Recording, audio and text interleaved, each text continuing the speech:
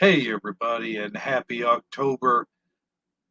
Sit back, relax, and grab yourself some snacks because Shifty Sunday goes on the air right about now.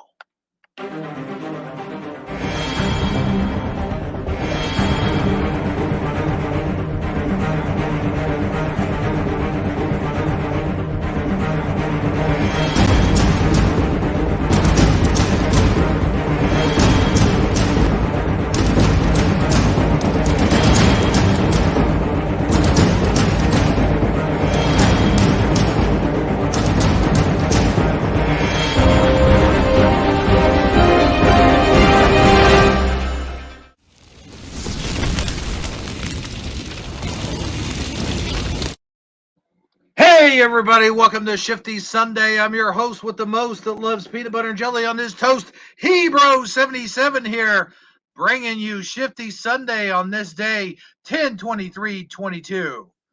And welcome to Shifty Sunday. I'm Hebro77, standing alongside with Amazon Lion. Amazon Lion, how are you tonight, girl?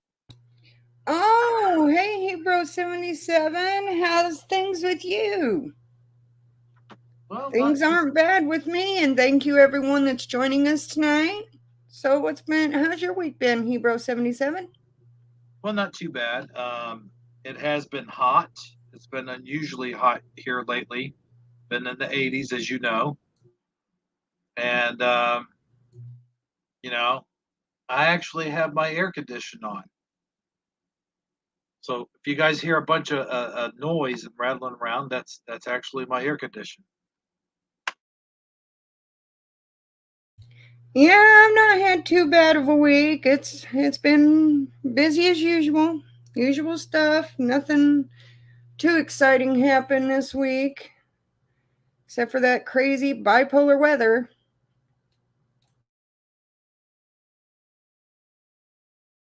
So, what good things we got going on tonight on our show? Well, we got a lot of good things going on in the show, Amazon Line, as you know, as we do every week. But I would like to mention a couple things. First of all, Nicole Ackerman had a friend that passed away, and Oh, I'm so sorry to hear that. we have some prayers for him or her. Wait, I didn't get to see what the Absolutely. let's see him, Strong prayers coming from me. and then of course I've been joking around there in the comments with different characters and stuff. So Yeah, seen got, that. got the comment section going now. Oh, yeah, you definitely did that. And we got Eddie Von Kuhn, the real one with a wrench. He's in here. He says he wants some photographic evidence of this fun. Well, no, you wouldn't. Trust me. It's it's kind of wacky. Definitely that. And we've got bone breaking Bone breaking action. action. Bone breaking action where toy collecting is real. And I got a little story about bone breaking action. I saw him over the weekend. Well, I didn't see him physically. I was in another live stream in the chat, and I saw him in the chat of Junkman the Toy Man live stream. That was on my. I was in there under my other channel. He Including yo-yo-yos. all the yos. It's a yo-yo. Yeah. He's a big yo-yo. Yeah, No, it's a giant yo-yo, so you got to call it yo-yo-yo. yo. But I was surprised to see him in there. Um, I was on my alternative channel, the Hebrew from the Hebrew's Toy Reviews channel, talking to Junkman. Junkman gave me a big shout out in there, and Bone Breaking Action as well. He gave Bone Breaking Action a shout out, That is so awesome. and it looks like I got from that shout out a few more subscribers. on that channel, so that was pretty cool. Um, so I mean, we got all kinds of interesting things. I noticed there was no Crack in the Darkness this week. Oh no. Not quite sure what happened, or if there was one, I didn't get any notifications. And Eddie Von Keen still thinks that I'm that other Hebrew guy that does the 3D printing, which I'm not. No. You're I'm sure if I did some 3D printing, Amazon line would notice. Just saying. Oh yeah. I would notice. She might have me do some Amazon printing. some There some goes three. that darn ghost making me echo again. Uh-oh. See, I can't even hear it on my end. Let's go ahead. Let's try something real fast. Alrighty. Audience, do you hear her echoing? Echo.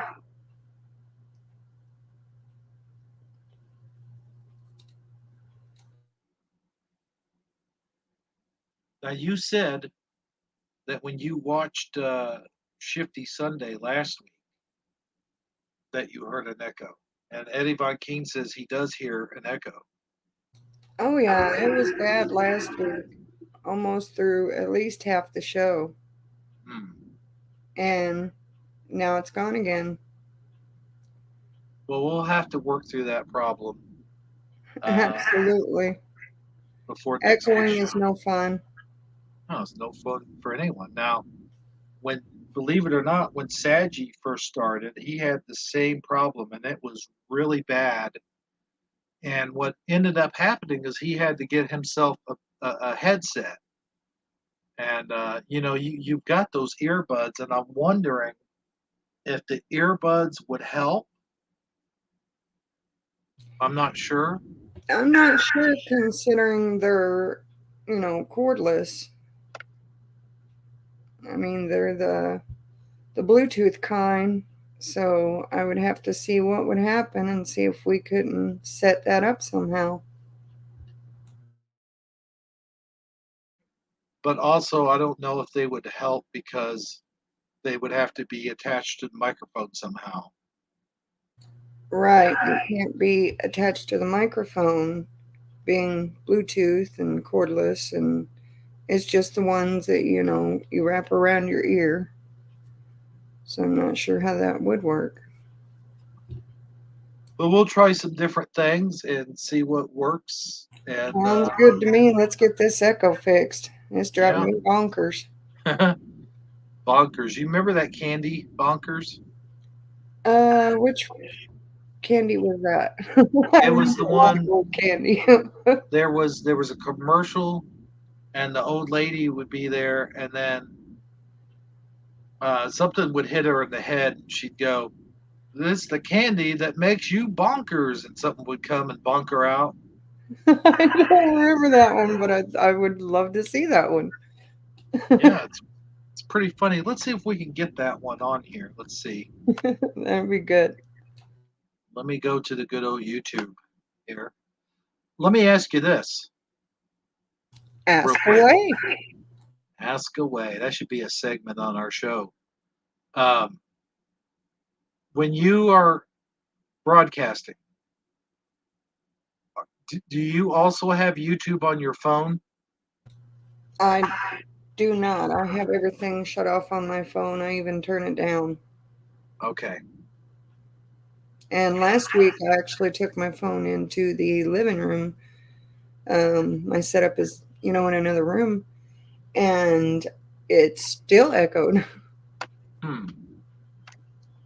on and off. So there's interference coming from somewhere, but I don't think it's anywhere on the computer desk. I don't know if maybe it's from a neighbor's because that's how close I am to neighbors and how close we're all squeezed in. But we'll get it figured out. No sweat.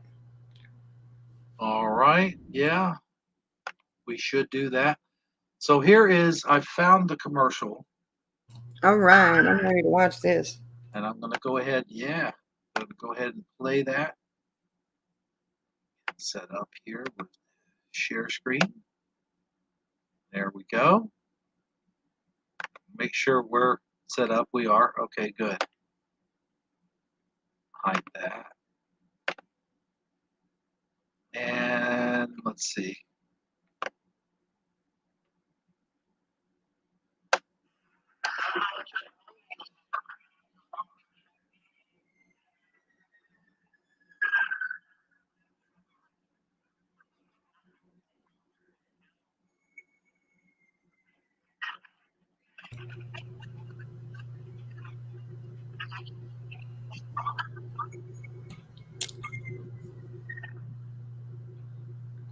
Couldn't really hear it, but the commercial is funny in itself. I don't remember that.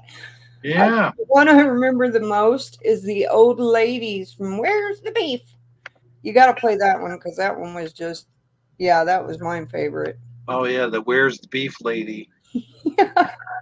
Um, there. Well, I mean, you can look up just about anything on YouTube, any commercials. Um, you know what? Since you mentioned it, let's go ahead and find that one. Oh, that's great. I mean, I Where's enjoyed it anyway.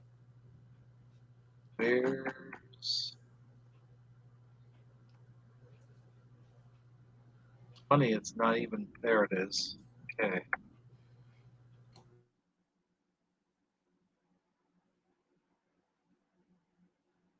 Let's see. Let's do this one here.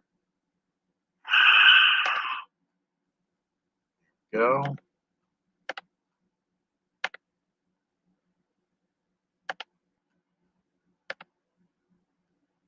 And action.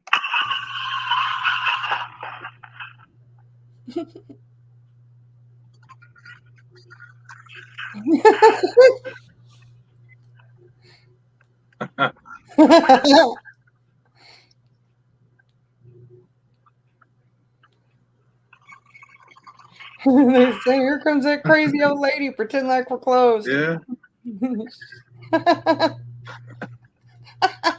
That's Wendy's. It's so funny. Oh, there we go. I don't think that was the Where's the Beef. That was a Wendy's. Where's Yeah, the Beef? I that think was was it. Oh, was it Wendy's? Why am I thinking it was Arby's? Maybe because it's I beef? don't know because Arby's has beef. But here's that one wasn't. She was cut off and not able to say it. No, there they are. Isn't that when they're standing there at the counter? Here we are. I don't know if you Okay. can hear it though, because I haven't been hearing the last two commercials. You didn't hear that one? No. Hmm. Let's see here. The audience, have you guys been able to? Is the sound good for you guys when I'm sharing? I need to know because we're going to be sharing stuff later on, and I hope the sound's okay. I think I had problems last week with the sound, sharing it through the. I don't know. No No sound at all sound. on commercials. Hmm. BBA Okay, let me see if I can letting us know. fix. Thank you. See if I can fix this. Go Kart Bob says no sound.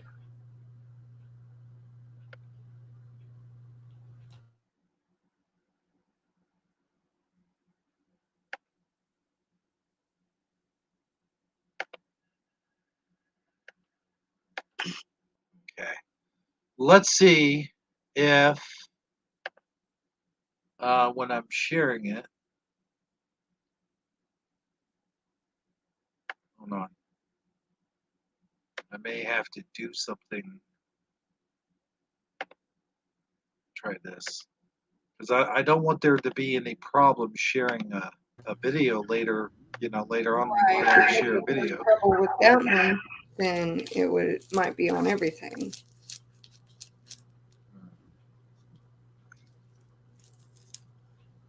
Yeah, I got the share screen up, but it's not.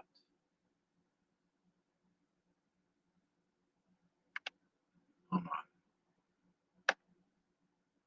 All right, let's try this again.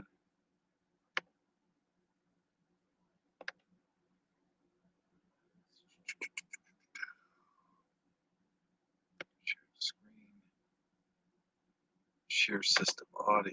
Let's try that. Okay, I'm going to play this I commercial. agree, Eddie Von Kuhn. Okay. Am I sharing my screen? Yeah, I see the screen. Okay, let's see if. Let me know if you hear this.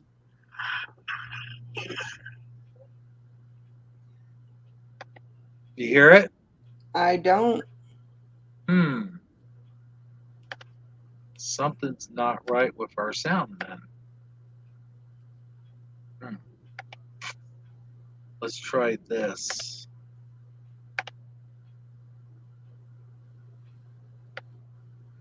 This makes no sense. Well, DD74 says your audio distorts with hum, Amazon's echoes sometimes, and screen share audio is clipping very, very low. Let's try that again.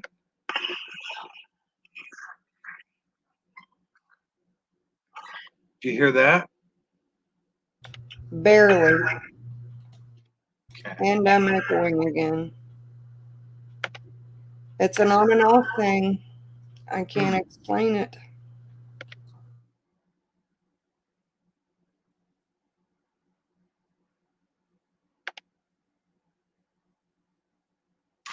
Well, I'm going to try to fix it. Oh, don't feel stupid, BBA. I felt that one. Present, share screen.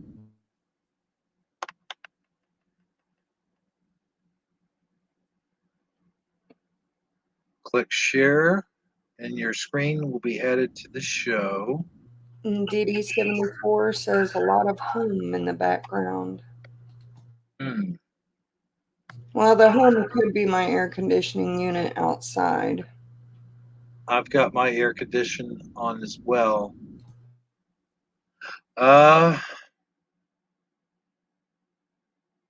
Share audio. I did that. Okay, so let's try this again. Share the system audio.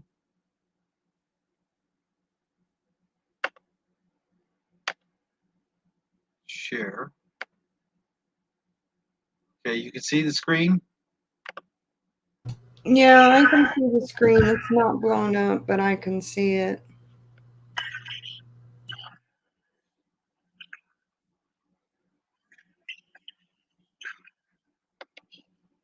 No sound? Not really. No. So I'm not sure what's going on. I don't know what's going on. But it's something we'll have to deal with later. Definitely have to work on it. Thankfully tonight, the only thing we're sharing is articles and stuff like that. Not really stuff that needs sound, I don't think. Right.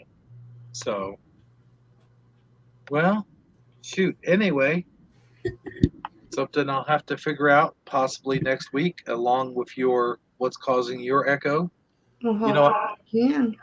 I do have a brand new. Hold on, let me try something else. Try switching my microphone. Okay, we're gonna do this one more time, folks. Just hang on tight.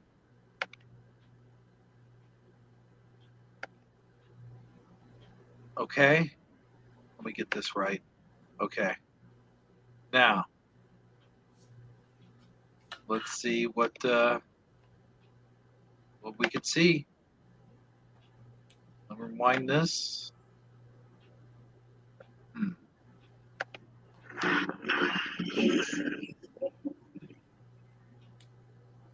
It's like you'll start to hear it, and Huh? I said it's like you'll start to hear it, and then it stops. Hmm. How's the echo now on my end? I see. Well, I don't know. DD74 says the hum is on PC from your connection, not the AC. Well, Cart Bob says just one more time. one more time. No, I think that's enough of that. We'll figure it out next week. I see. The thing is, I've got a new microphone, and I'm not very Yeah, Eddie. Oh, there's adverse. the echo again. I'm telling you. Ugh, it's gonna drive me bonkers. And now it's back. I'm telling you, we're having all kinds of sound issues and problems and so forth and whatnot.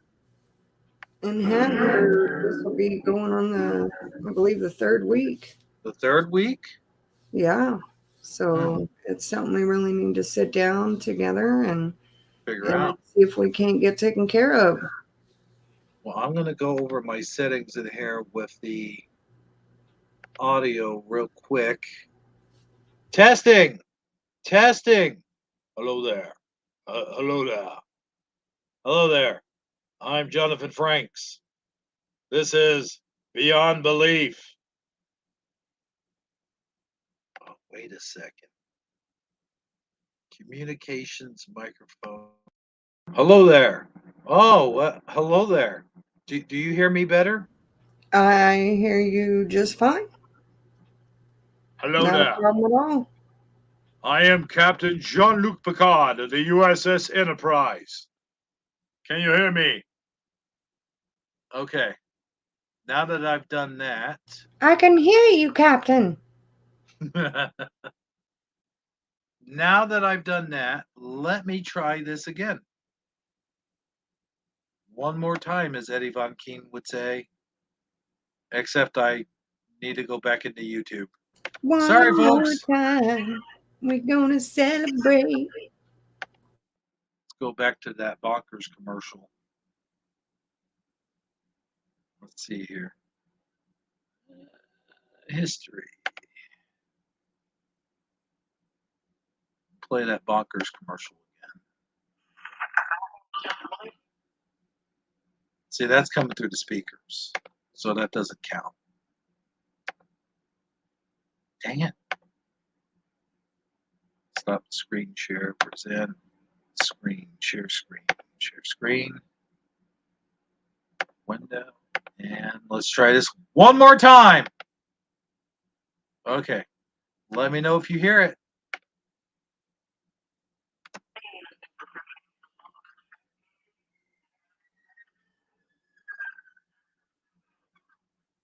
It's just bonkers. I still hear nothing. You still hear nothing. Well, all right, folks, we got a problem with StreamYard's audio. That's what's going on. Well, anyway, I've corrected my microphone problem, but now I think this is just happening through StreamYard. So we'll just ignore that and we'll go on. Yeah, How's let's go on with the show. the show must go on? Absolutely. I'll tell you what, we So got let's some. get her done. Let's get her done, as Mater would say. We've got a heck of a show for you guys tonight. We've got the history behind the myth, the legend, the icon, the Bloody Mary myth. We've got the history and mystery behind the Queen Mary, the ship. Totally different thing, but two different Mary things we got to talk about tonight. And of course, we got the "What do you mean" memes. And lastly, of course, is your good old creepy critter of the week. Absolutely. Can't wait to show it. So let's go ahead and what do you say we share some memes? Let's roll that beautiful meme footage. Let's roll some memes. Hopefully we can share those. Here we go, here we go. Let's get some music going. And let me know if you guys can hear the music.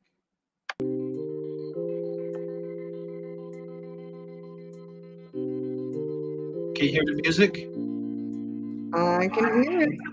All right, cool. I'll turn it down just ever so slightly. Okay. Let's roll that beautiful meme footage now.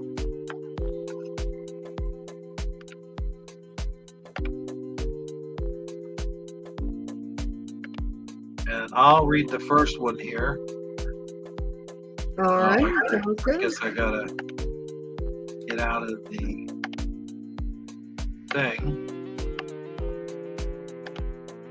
Okay.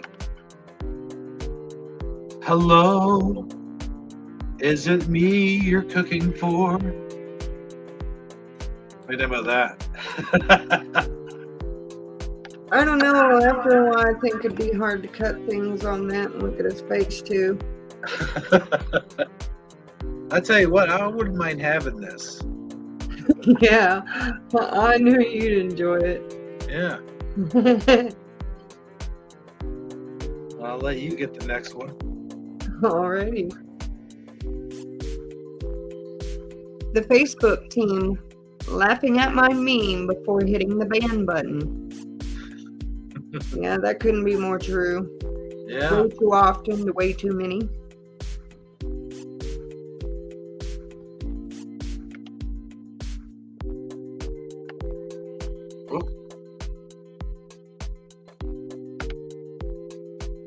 I'll read this one. When you're young and you drop something, you pick it up. When you are older, you drop something, you take a moment and contemplate whether you really need that thing anymore. Yeah. I'll tell you what, I do this one a lot. I really do. I'll be sitting there doing something and I'll drop something and I go, I guess I've lost that now. And see, I'm the complete opposite. I'm OCD, so if I drop something on the floor, I'm going to chant, and I have balance issues. I'm going to chance bending over and falling over and losing my balance to pick that stuff up off the floor. Oh, man. I'll tell you what, though. But I have actually contemplated on leaving, bags of snacks around. Just in case I can get back up. Yeah. Any bags of snacks on the floor? Yeah, at least I won't starve. Maybe a bottle of water here, bottle of water there. At least maybe I can, army crawl my way over to the water. Well, at least that way. At least that way, if you do fall, you can't say I've fallen and can't reach my snacks. Right?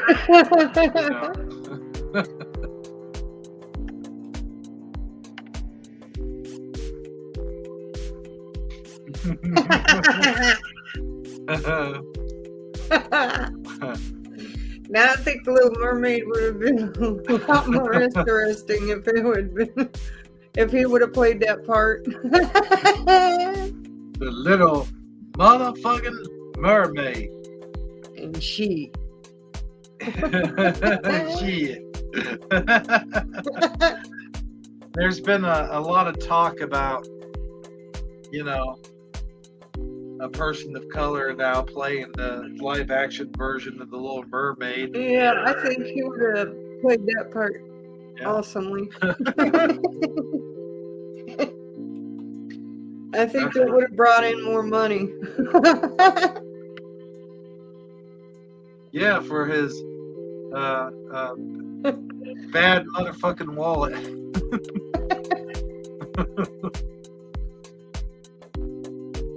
There you are. There's your thing. That's me. Every morning. You know, I should just sleep with the coffee cup and raise it up like that every single morning without saying a word. Yeah. Children of the coffee.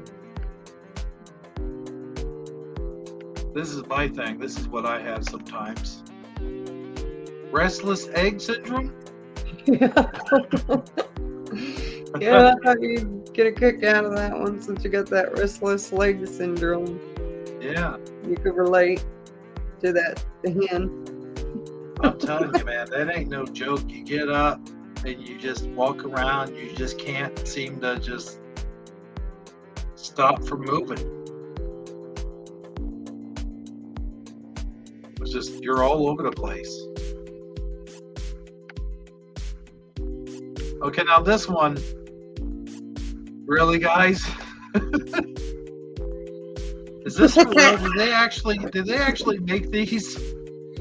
Yeah, they've actually made those, and you know, I'm sorry, but I was one that never got into fanny packs. I hated the fanny pack, and then I saw this, and I was like, "Oh, that just makes it twice as bad."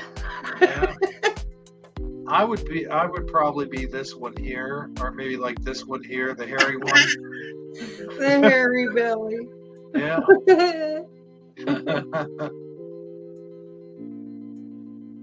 I don't know. There's got to be a better way to carry your stuff. There just has to be. DD74 says fatty packs. That's good. I think like we that. might have seen some of these, but I'll show them anyway. Yeah, I like this one. Jedi Crampet. May the wee doggy be with you.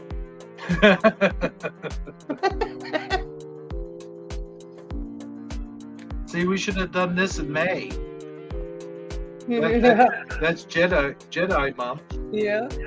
May 4th. May 4th. Here's another Jedi one.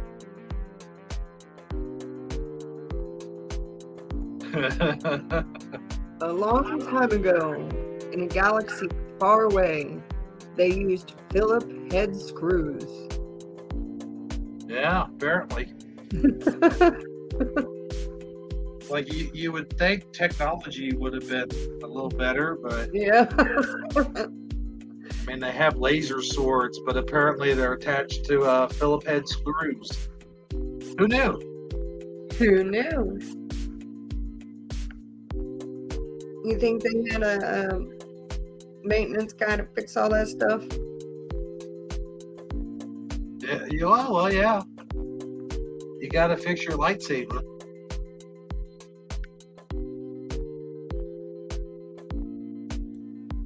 Now this would be me. I'm like a teenager. We need to have a talk. Put one in the water. What the hell is this? It's a rhinoceros. Yeah.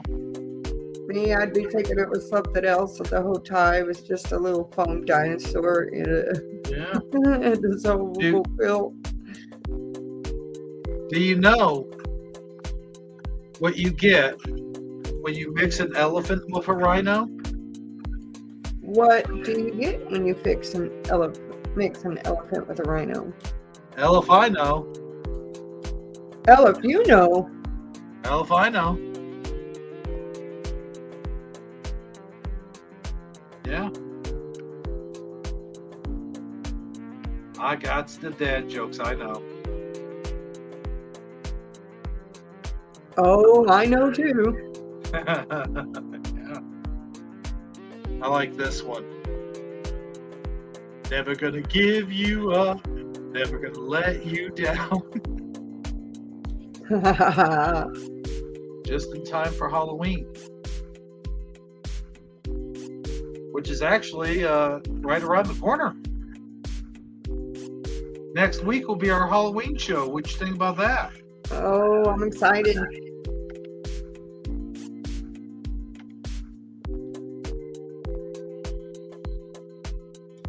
I thought this one was neat.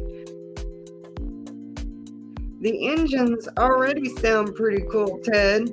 So what say you just bring that baseball card and clothespin back down here? You remember when we were kids, we used to do that stuff with our bicycle wheels? Yeah. Stick baseball cards to the spokes. Yeah. And made a really cool like engine sound. Yeah.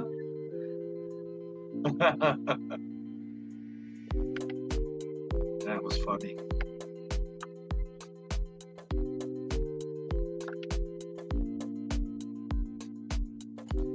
Now this is, I'm sure, what my pies would come out look, or my cobblers would come out looking like.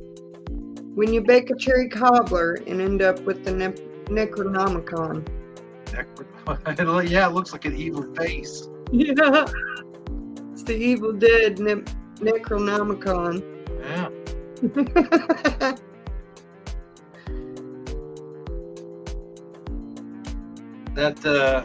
That one guy from American Pie would probably enjoy this cobbler. I don't know. I'm He just- might be haunted by it for the rest of his life. Well, I'm just saying, you know, that's all I'll say about that. I like this. Oh yeah. Ask her out, bro. I can't. Why, bro? I don't have the guts.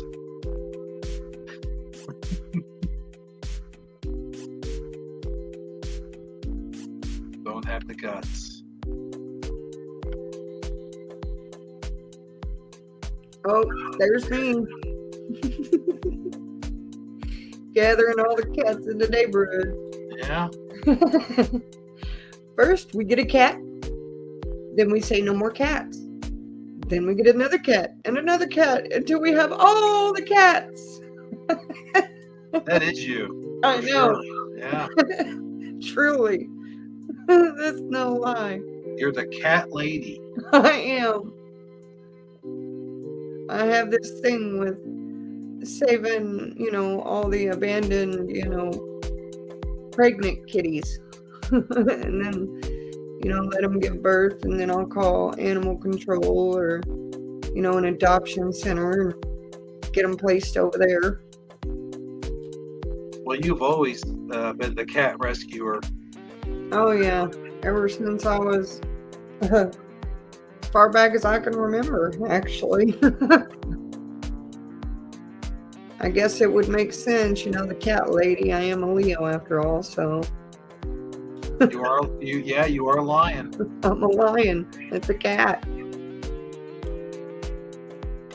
And one of my favorite pattern or prints is leopard print. So I know, yeah. Okay, now I'll read this one because I think I could do this.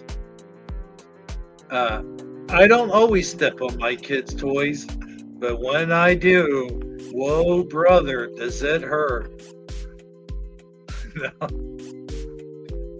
No, that's not what it says, but that's one of our sayings. Well, brother, does it hurt? Whoa, brother. But that is the sounds that come out. Yeah, this would be my sounds. This is my sounds when I get a cramp in my toe. Oh yeah, for sure. Yeah.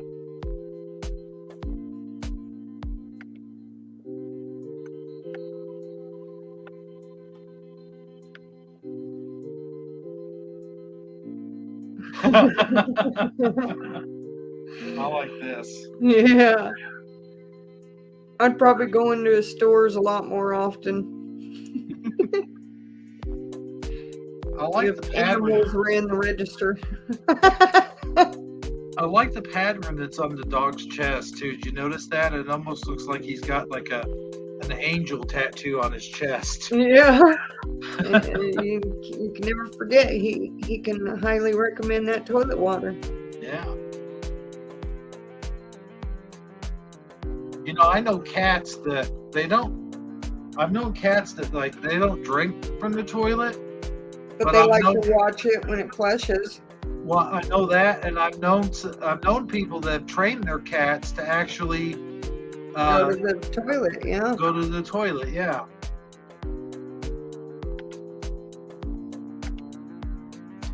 Uh-oh, look who it is.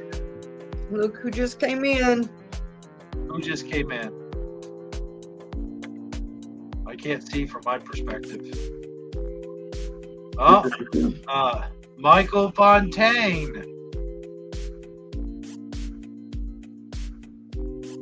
Michael Fontaine. Michael Fontaine. Michael Fontaine. Michael Fontaine, come on down. You're the next contestant. On the What Do You Mean memes. Nicole Ackerman. I couldn't resist, Nicole. I couldn't.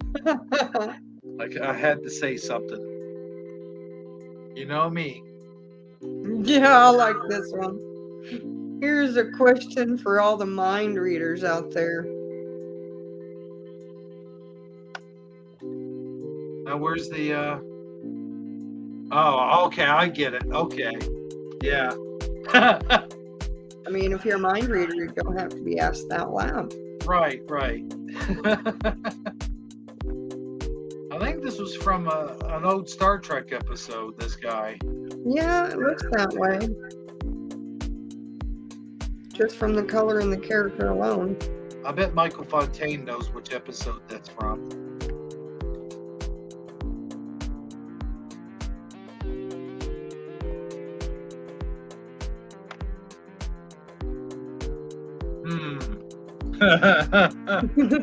He's got all the cars that he's hit.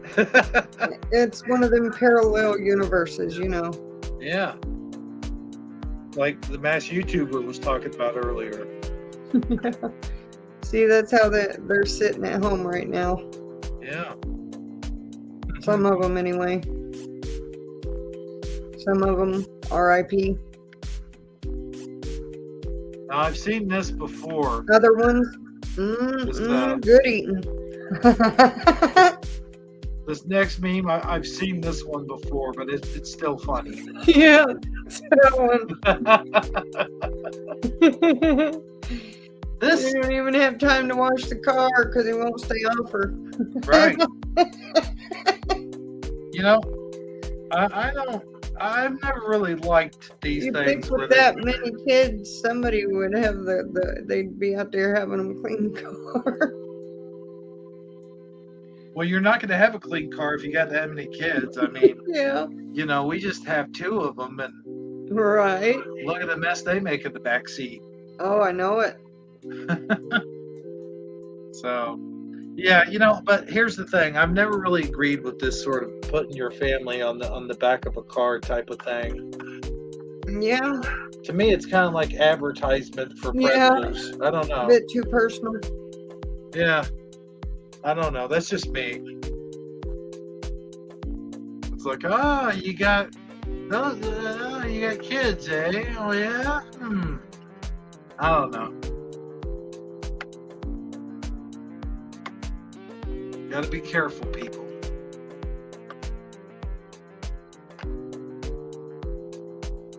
Okay, I'll let you read this one. Oh yeah. I thought this one was cute. I might not be able to read it though. It looks awful tiny from my spot. How about now? Oh, there we go. What is it? Cathetia or Cathetia? Thepogosaurus. The trouble with centaurs. So you know how colts can run almost right away after they're born, but babies can't even hold their own heads up for a long time? Yeah. I laughed so hard that I snorted and scared my pup. Oh no. Look at the poor babies. Oh my gosh. Yeah, if you have half and half, you know, the horses, they can just get up and go right away. Oh Poor my gosh. babies. Their heads are just hold their heads up. So, flopping all around. Yeah. Oh my goodness. So they're just kind of flopping around. Oh my gosh, that one is just like frightened. Yeah, it's kind of scary, ain't it? Yeah. To think about, like, if they really existed, those poor babies.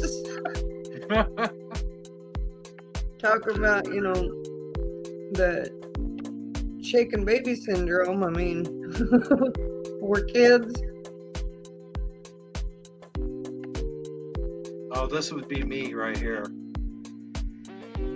When you have 2 kids, but only 17 cookies left, and can't have them fighting about unfair distribution, so you eat all 17 cookies because you're a good parent. Well, you are a good parent. If they're going to fight over cookies, then they don't need cookies. You just eat all 17 cookies just to show them a lesson. That's right. Yeah, just eat all the cookies. Good parenting. I ain't no cookies at all for any of you. Nom nom nom. Nom nom nom nom nom nom nom nom nom. Cookie Monster. Okay, the rest of these, let's see. A couple of those I think we did last week. Let's see. I think that's it. Wait, no? Yeah, there should be more than that. There's a couple more. Okay, here we go. You just got to keep scrolling down. That's right. Yeah, some of those I think we did last week. Some of the ones we did last week, yeah. This is you. Yes. That's definitely. You. So you can read it. Oh God. Me mentally preparing for a trip to Walmart. And I gotta tell you, man, this is the truth. I am so sick and tired of Walmart anymore. It's like you get in there and there's all kinds of just nutty crazies in there to begin with. And then you got the problem of self-checkout. Oh yeah, I know that drives you just bonkers. I mean, I see smoke coming out of your ears when we're at Walmart. Oh yeah. Yeah. Definitely. I'm surprised they don't whistle because they're steaming so hard. It is just, it's a big headache, but the sad thing is really they're the only retails out there. You don't have your small grocery stores don't really carry much of anything anymore. And then you have the problem with, nothing else really has all the stuff, all the products that you need. You do have that video of that new grocery store thing. So. Oh, is that? What new grocery store thing? With the robots. Oh, yeah. That kind of ties into this. Yeah. But, there's just a lot of problems.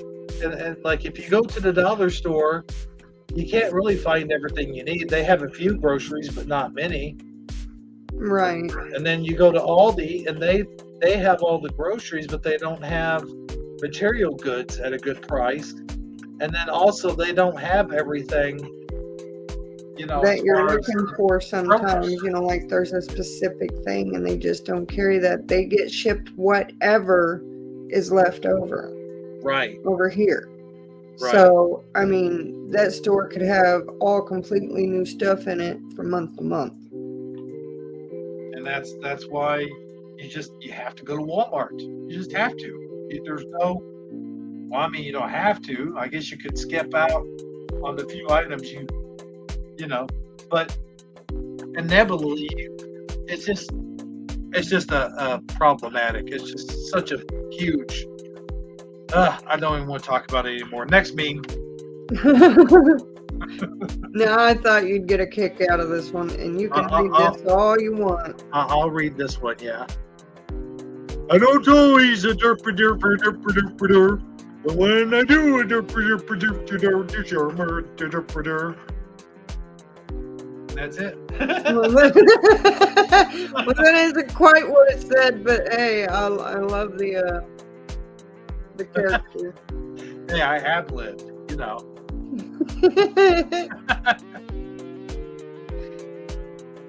Oh, I see what. Okay, let me do that again then. I don't do easy dirt for derping. But when I do, you shmurgy, forgy, borgy, borgy, a dirk of yucky, borgy dirt. There, is that better? Yeah, that was better. I like that. Okay. In case of those that don't know who that is, would you like to fill them in? Why, that's the Swedish chef, of course, from the Muppets. And he's always like doing crazy things when he's cooking. Oh, there's that. And he's always trying to get everybody out of his kitchen. And he's always trying to like push those crazy looking lobster things down to the pot, and then they come back up and he hits them with his rolling pin. Remember that? Yeah. Ooh, I'll let you cover this next one. These guys look creepy. Look at these guys. Now I sent this because this really, honestly, I mean, some people may like it, but it was really creepy to me. It's called the Tooth Monster doll. You just take your little one's baby teeth and sew or glue them into a monster doll's mouth. Oh. Now, your child can cuddle with a plush toy made from his or her own discarded body parts. Fun. Wow. No, that does not sound fun to me. That seems like it looks creepy. It seems creepy. And me as a kid, I wouldn't want to sleep with something like that. It's almost like you're making a voodoo doll of your child or something. Yeah. I don't know. Yeah. We'll take these real teeth. Gotta have real teeth and hair. You know, I gotta put the first haircut. Have a hard enough time going to sleep. Can you imagine how much harder these dolls make it for them to go to sleep? Yeah. Well, that's what I'm saying. Why hasn't a tooth fairy got my teeth? You know how some people this doll have my teeth? You know how some people like put a lock of hair, like they keep a lock of hair of their child from their first haircut? Yeah. You know, next thing you know, that'll be a thing too. Putting on these creepy ass dolls. You'll be putting your clips of hair inside a doll's scalp and sleeping with it. Now, and they call that comfort. Now, wouldn't this confuse the child, though? I mean, wouldn't they be like, well, I thought the Tooth Fairy had all my teeth. Exactly. And where's my money? Right. You could have your freaky doll. I want my buddy.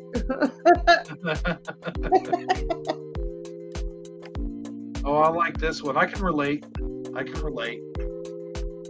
Oh, I can relate too. 8-year-old me homesick. Bob Barker in The Price is Right. Yeah, that and soap operas. Oh, I couldn't. I don't know. I never was one of those people. I think I got into it for maybe a few months with my mom. No, yeah. But after that, I couldn't do the whole soap opera thing. It was just like too much drama for me. It was too weird. But that's what I'm saying, though. When you're a kid and you're homesick, you're watching whatever. That's all you got to watch. Right. That or game shows. Game shows, yeah. And then for your parents to get you to go to sleep, they turn the news on. You remember that? See, I never really had that. Here, this is boring enough. News channel. I remember being homesick and watching a lot of PBS too. Like there was a lot of Bob Ross and. Yeah, I raised my kids on that channel. I always liked them watching educational things that would make their mind grow. What was that one guy with the bodysuit? Remember him? Mr. Body, Mr. Yes, Mr. Peabody, or something like that. Or am I thinking of the right one? I don't know. Yeah, he wore the suit, and it was of all the inside parts, and he taught you about your body. I was always interested in that. Later on, that got me interested in medical field, and even when I went to yard sales, I would just I'd pick up old medical books that was just there, and I would actually read them at home. Wasn't it like Mr. Busybody or something? Yeah, something like that. I don't know. Maybe Mr. Goodbody. Oh, Thank okay. you, See? DD74. See, we have a smart audience. Yes. They know these things. Thank you. Thank you. Go Ackerman. She says, so glad I have no memory of the bodysuit guy. Yeah, his suit was kind of creepy if you think about it, but what he taught was very fascinating to me.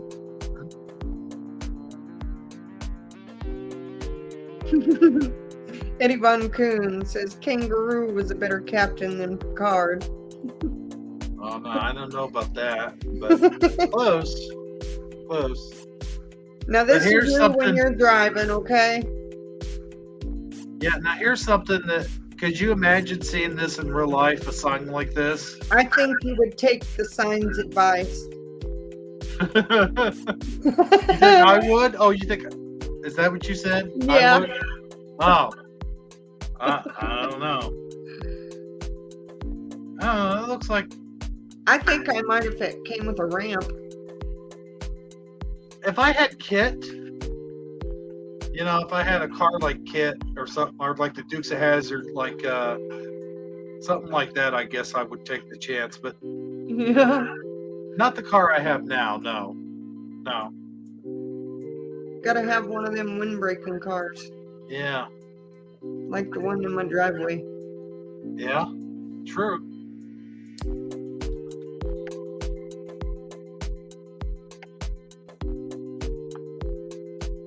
But the Buick, not Buick. What car am I thinking? The Dukes of Hazzard car. Why can't I think of the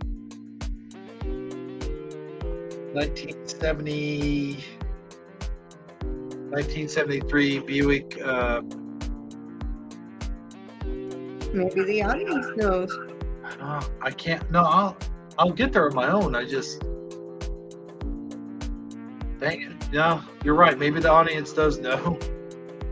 Yeah, let us know what I'm thinking of there in the comments, guys.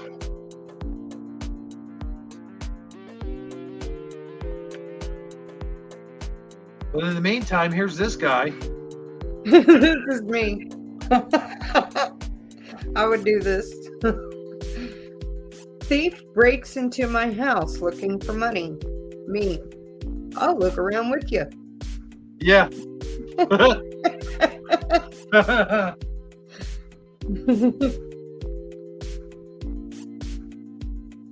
want to check I would check my couch cushions around my floor, Michael Yes, sir. Fontaine says General Lee 1969 Charger.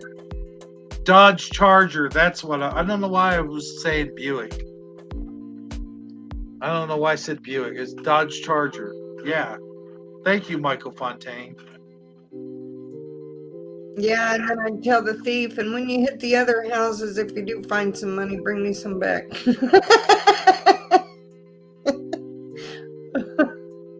Oh, no, that's me. That is you. That is me. It could my hit. goodness. It could hit what, like 70-degree weather, Yeah. Yeah. and I've already got a coat on because I take aspirin. So I always Yeah. feel like an ice cube, even when I'm not. Even when my body temperature feels normal, I still feel cold. It So could yeah, me today and probably for the next 4 months. I mean, it could be. She's Get not used to lying. me looking like an Eskimo once it reaches the 70s. It could be 50 degrees out, 60 degrees out, and you'd be bundled up like this. Yeah. You get, somebody turn on the air conditioning and just get a little notch too cool for me, and I'm covered in blankets or got a coat on. Jacket. This is what I hate about subtitles. I love subtitles. This is me, and this is how I feel because I gotta read and then I gotta look at what's going on. So your eyes kind of have to keep going up and down and up and down. See, I can never focus. I can't focus on them enough to know what's going on. It's like, So when you're trying to read the subtitles and watch the movie at the same time. yeah. Well, he's a Jedi, so he's probably trained in that. You know. Yeah, he's better at it. Yeah. Been practicing longer. Now let's see. Now got a few more.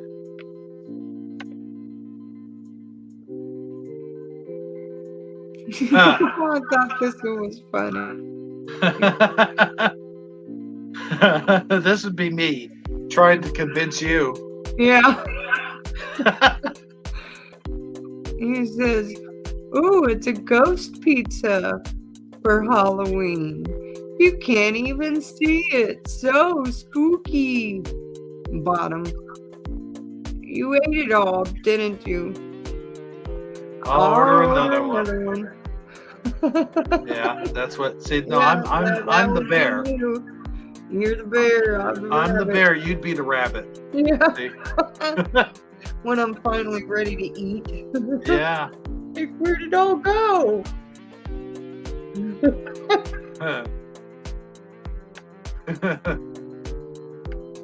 But it's a ghost pizza.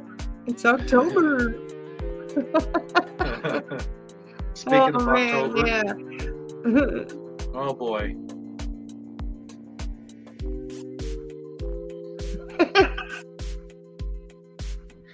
Pumpkin spice flavor. Does that mean your car turns into a pumpkin? Yeah, after midnight. Yeah. Gonna use that.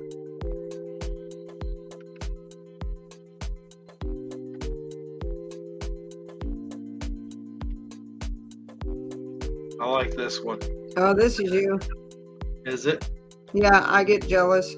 Sometimes it's like I fall asleep fast, but then I wake up several times throughout the night. This is how I feel sometimes. Snoring is basically bragging about being asleep so loudly that it stops other people from sleeping. It's like lying there screaming, "I'm having a lovely sleep."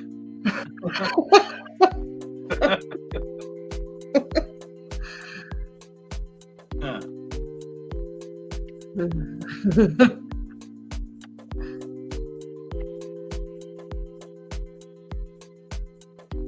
Okay.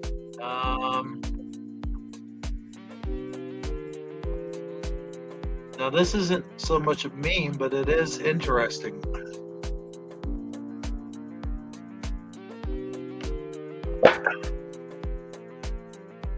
Yeah, I thought this was really neat. Yeah. It looks like the witch. Well, at first I couldn't tell what it was, and I kept looking closer, and I really couldn't tell what it was until I read it. Yeah. But it says Halloween special.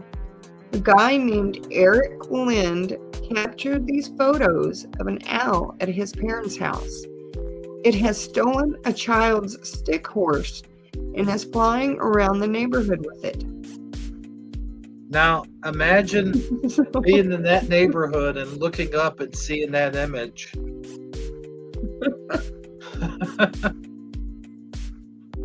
Yeah, I mean, it looks like it, from my end, it looks like it has a tail. Some kind of maybe flying monkey. I Yeah, don't know. kind of like the flying monkey. Somebody on a vacuum cleaner? You But see the I cord? mean, you can see what the broom is. I mean, there's the broom and there's the handle there. So, but if you see it from far away, though, it does kind of look like a witch flying on a broom. Or somebody standing up riding on a vacuum cleaner and you got the cord, you know. Oh, yeah.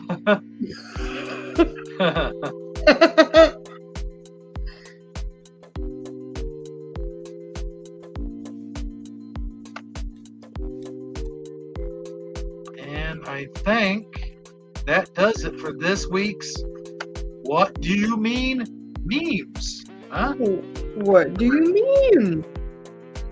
What do you mean? Memes.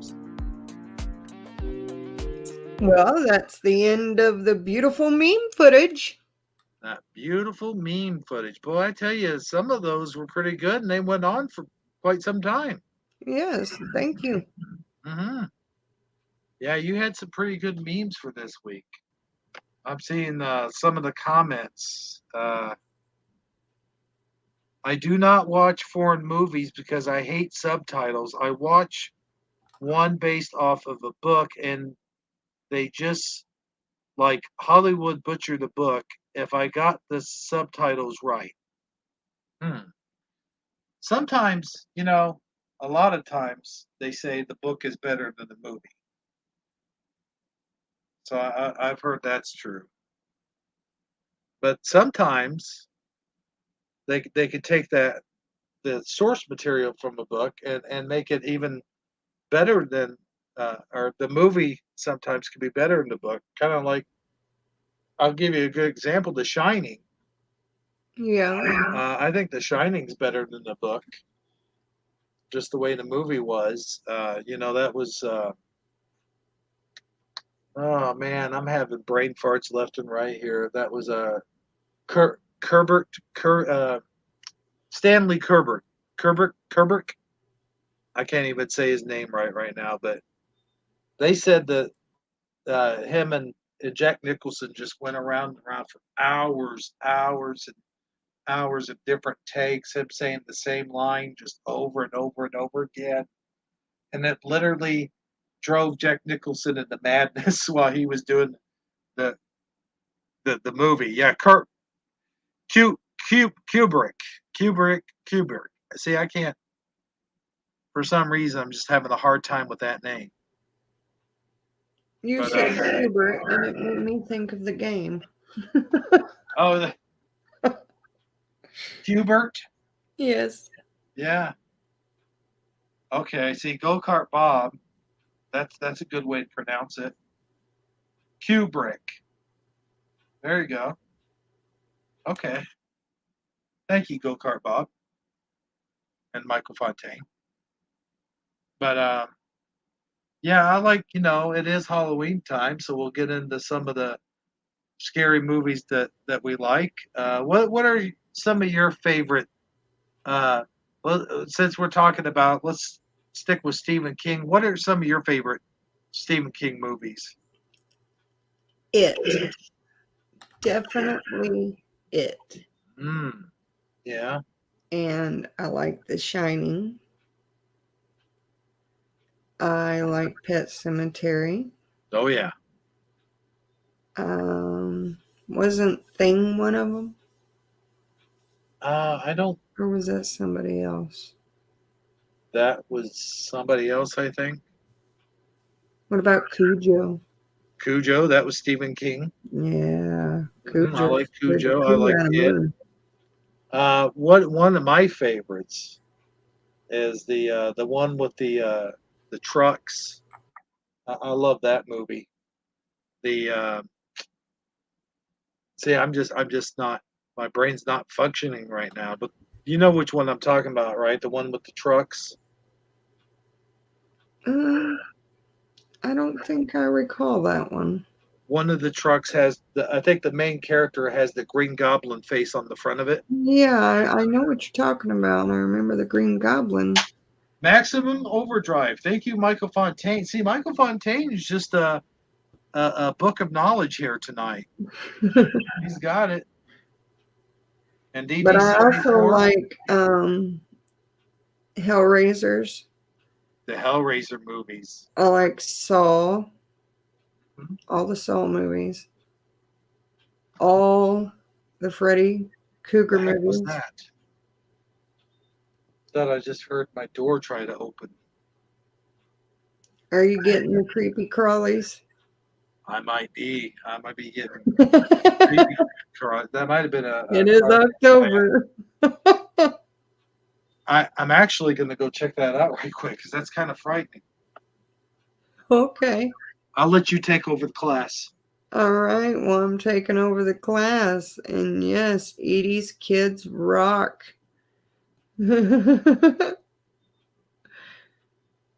We got an 80s kid, creepy crawled right now. Let's see what we find out. It's a mystery. Where's Scooby when we need him? We need to get some Scooby snacks. Convince Scooby Doo into go checking it out for us. Well, okay. I guess it was the neighbor's truck door slamming or something. I don't know. Pretty creepy. But Yeah, it sounded like you were pretty creeped out. speaking of creepy things and things that happen, I talked to you earlier. You have a Halloween decoration, and it's a witch or a hag of some sort. I Yeah, think it's a witch. green face. Uh-huh. And when I pointed out to you, I said, this is the exact face that I saw when I was a little kid and I saw a face come through the mirror and it had the same exact, it was green and had the long nose and the wicked smile and it had long bony hands and claws on the end of the hands and it reached out for me and tried to grab me. And I remember seeing this as a little kid and I didn't know what the heck it was, but I know it scared the crap out of me, and I know it scared me so much Maybe that you're having some form of I active psychic vision well, of here's the the thing. future. I know that 40 or 40 or so years later, I still remember it to this day. So it scared me enough to know that. And when I looked it up years later, there's a phenomenon known as the old hag or the hag lady who comes to children uh, when they're in bed, and Ooh. they reach through them through this manner, the exact same manner, the exact same way it happened to me. And a lot of doctors and stuff have written it off as sleep psychosis, but I don't know. I happen to believe, I do believe a little bit in the paranormal, and I do believe that that was a real thing, and it's a real thing that happens to kids all around the world. And I feel like I had a real experience, and I wouldn't necessarily write it off as sleep psychosis. Hey, we have Bear Lamb in the house, by the way, Lotar 900. But I'm sorry, I didn't mean to jump to that. But Oh, you're quite okay. did you ever You're have? back to echoing again. Oh, I'm sorry. That's I don't okay. see. I don't hear it from my end. Yeah, it just cuts in and out. It's weird. Mm. Anyway, apologies. What were you saying? Um. So, do you have maybe perhaps a paranormal moment that I? Well, no, I know you shared one I have a shared couple of one. weeks ago. I think it Something was. that can never be forgotten. But I, I'm sorry. I didn't mean to get into talking about paranormal stuff.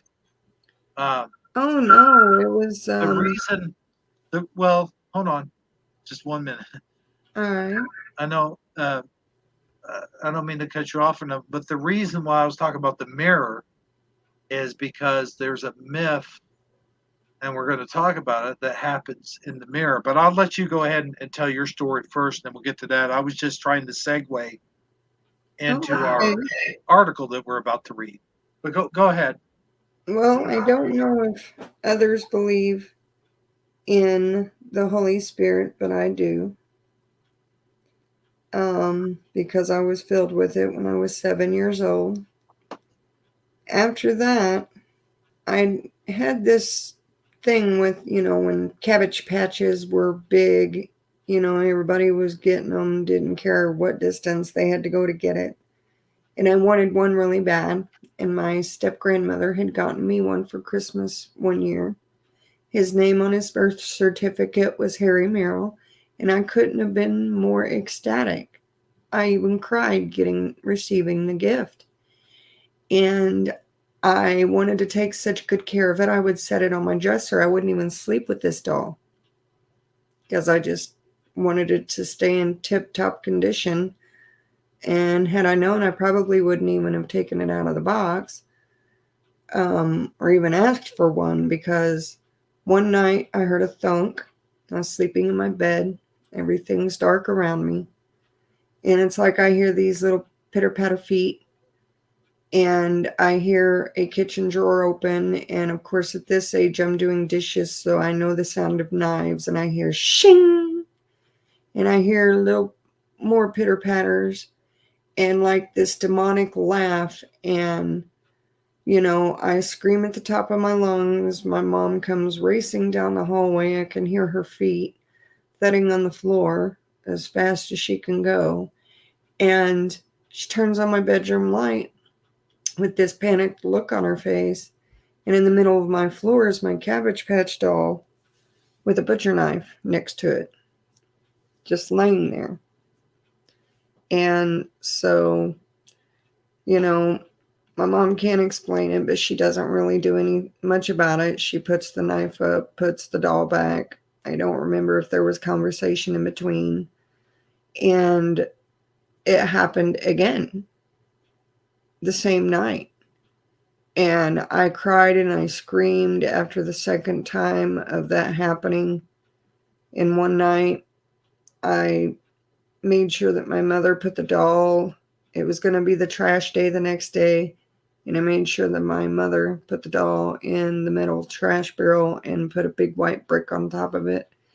And I stayed up all night watching out the front room window until the trash man came the next day to take that doll away. So that's my story, and I'm sticking to it. It was one of the scariest incidences I had in my younger days.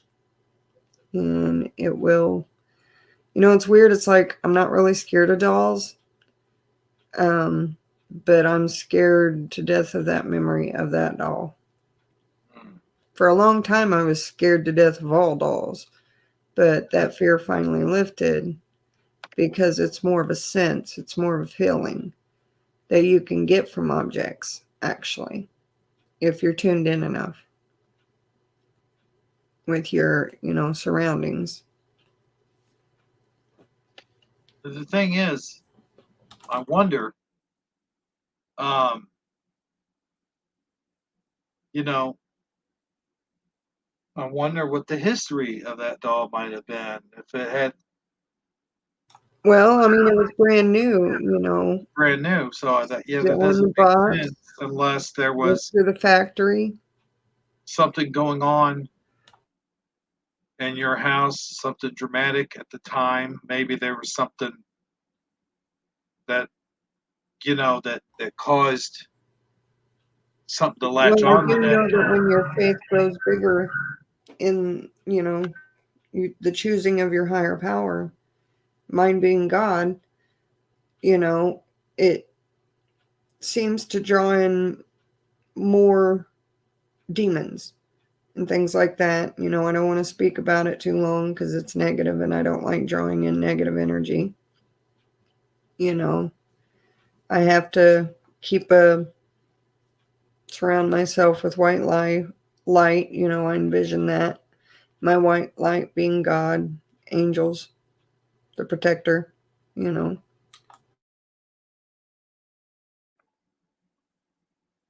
So we go into that, and like I said, I know you've told that story before, but I'm glad that you told it again because it's a personal experience that I'm sure a lot of people can identify with what you're saying.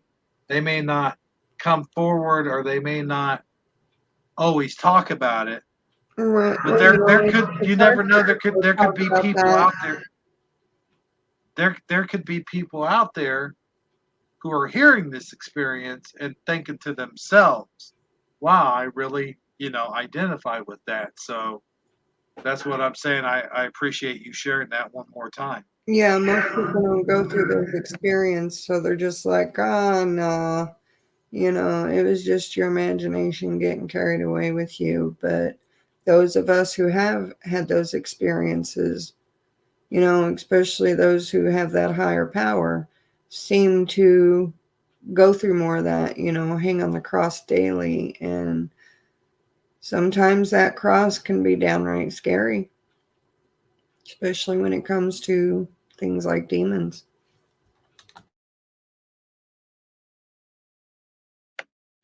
Well, speaking of scary things and things that are scary, uh, there was a little childhood game that I'm sure we all used to play at least once or twice. Mostly this game is played at sleepovers and stuff like that. But I think you know what I'm talking about. It's the one where you turn all the lights off in the bathroom and then you got to Oh, go yes, in I there do. and yes, and say in the mirror. To me, for us, it was 3 times, but I think now I don't know how many number of times, but I don't know. It's you'd been repeat. controversial. Some say three, some say five, but I always thought it was three as well. And I Yeah, never set it past two. right. Yeah. I got brave enough to, go through the whole process, but I never could get past two. And of course, we're talking about Bloody Mary. Of course. And well, I decided this being really close to Halloween, there are some things I'm saving for the Halloween special, but there, and believe me, we will have really good stuff for that Halloween special. But this is a little article that I dug up about Bloody Mary and the history behind it and why that whole game got started in the first place. All right. Well, if you'd like to get that article started, I'm going to go off and get me some coffee. Okay, I need an early yeah, snack. coffee of the corn. Coffee of the corn. Children, You I'm know it sorry, well. children of the coffee. There you go. Children of the coffee. Yeah. So yeah, here we go. Here's the article, and of course I will put it on the screen here momentarily. Let's see. There we go. Bloody Mary. And by the way, I used to drink Bloody Marys at a young age. There was just something about them that a lot of people think they're gross. They're like, tomato juice. Ugh. But if you season them just right, there's just something about them that mixture of spice, savory, and I don't know. I was one of those people that just happened to really kind of like them. But I'm getting off track here as my screen's going dark. I don't think I'm even sharing. Hold on, let me check. No, I'm not sharing. Okay, let's get this up here. The myth of Bloody Mary. Okay. History remembers the English queen is a murderous monster, but the real story of Mary is far more nuanced.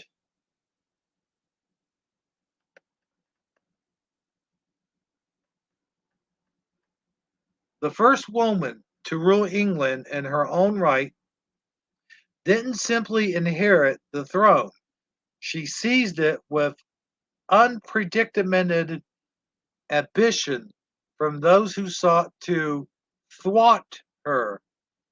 Historian Sarah Grishwood describes the ascension of Mary the First as a tragedy.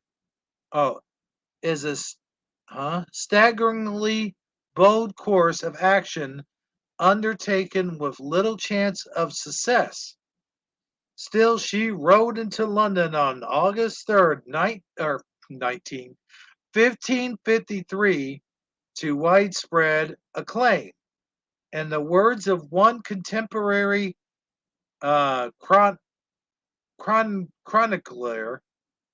it was said that no one could remember there ever having been public rejoicing such as this. Rejoicing, eh?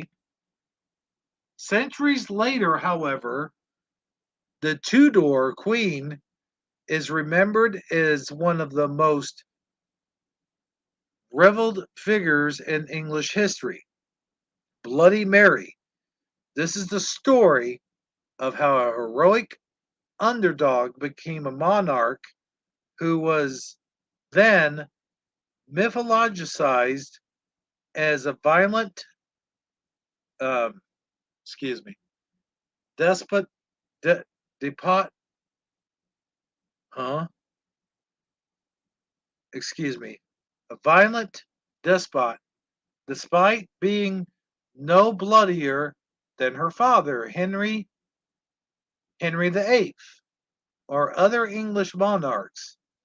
It's a tale of sexism, shifting national identity, and good old fashioned propaganda, all of which coincide to create the image of an unchecked tyrant that endures today. Hmm. Born on February 18th, 1516, Mary was not the long awaited son her parents, Henry VIII and Catherine of Aragon had hoped for, but she survived infancy and grew up in the public eye as a beloved princess,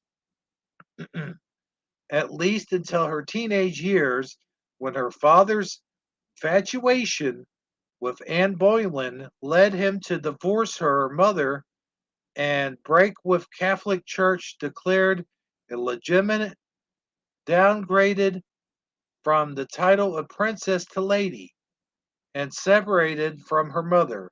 Mary refused to acknowledge the validity of her parents' divorce or her father's status as head of the Church of England.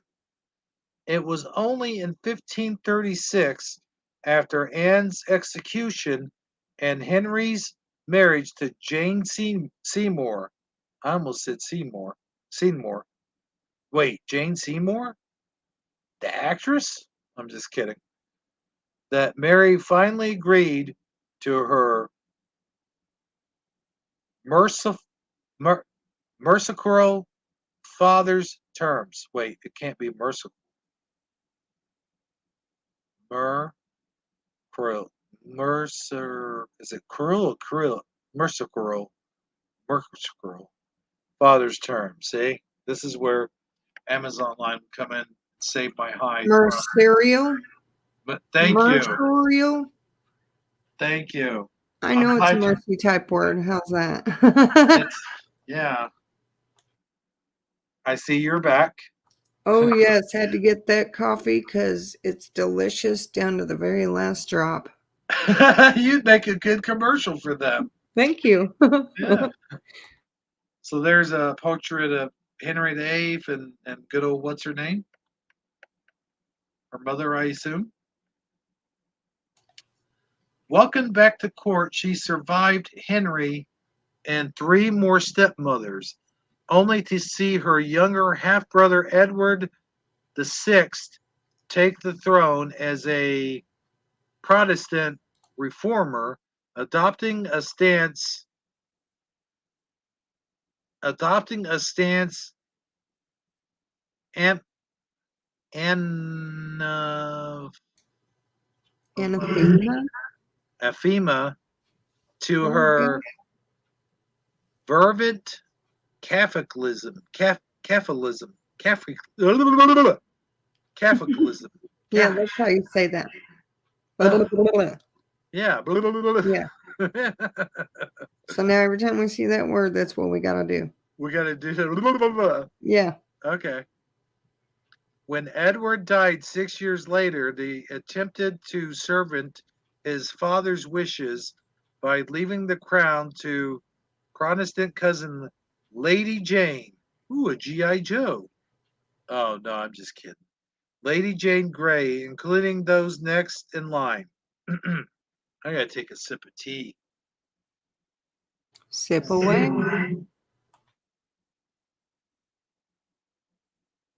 Ah. Mary and her younger half sister Elizabeth from the succession. Though Mary could have sought refuge with family members in Europe, she chose to remain in England and fight for what was rightfully hers, eluding the armies of her antagonists. She railed support from nobles across the country and monarched on London. Mary and Elizabeth rode into England's capital side by side. One is queen and the other is queen in waiting. So I'm going to stop it right there for a second and just say, so it seems like history was kind of backwards when it came to this tale, that she really wasn't the bloodiest queen in all of Europe, as it seems No, it doesn't sound that way. so far, or not at all. I don't know. But the way this Arthur, the writer of this article, is spinning it, it seems like that they're for Mary, that they're saying like she did good for England and so forth. But we're gonna read on. She sounds like a strong-headed, woman. She's fighting to stay what is rightfully hers. Right. She's just fighting for what belongs to her. And maybe along the way she blooded a few heads along the way, but it was in the name of justice. It wasn't Yeah. as it wasn't as evil or spiteful as people. I think what here's my thoughts on it. What might have happened, like she probably did have a few people beheaded, probably spiked on things, stuff like that, but it was people who were bad people probably. And maybe they were people who were fighting against her to see her be dethroned. Maybe like people like that, maybe people who were, and maybe these people who she alienated, maybe they Maybe were the people ones. trying to break into the kingdom, Yeah. and cause her harm. I mean, you just don't Well, know. you If we don't weren't know. there, we don't know. Plus, I mean, it could be a case of these people who she was against. They were spreading rumors against her.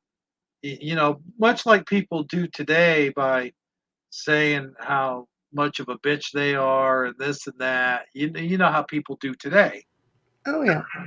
So this could be a case of Make the good person out to seem like the bad person.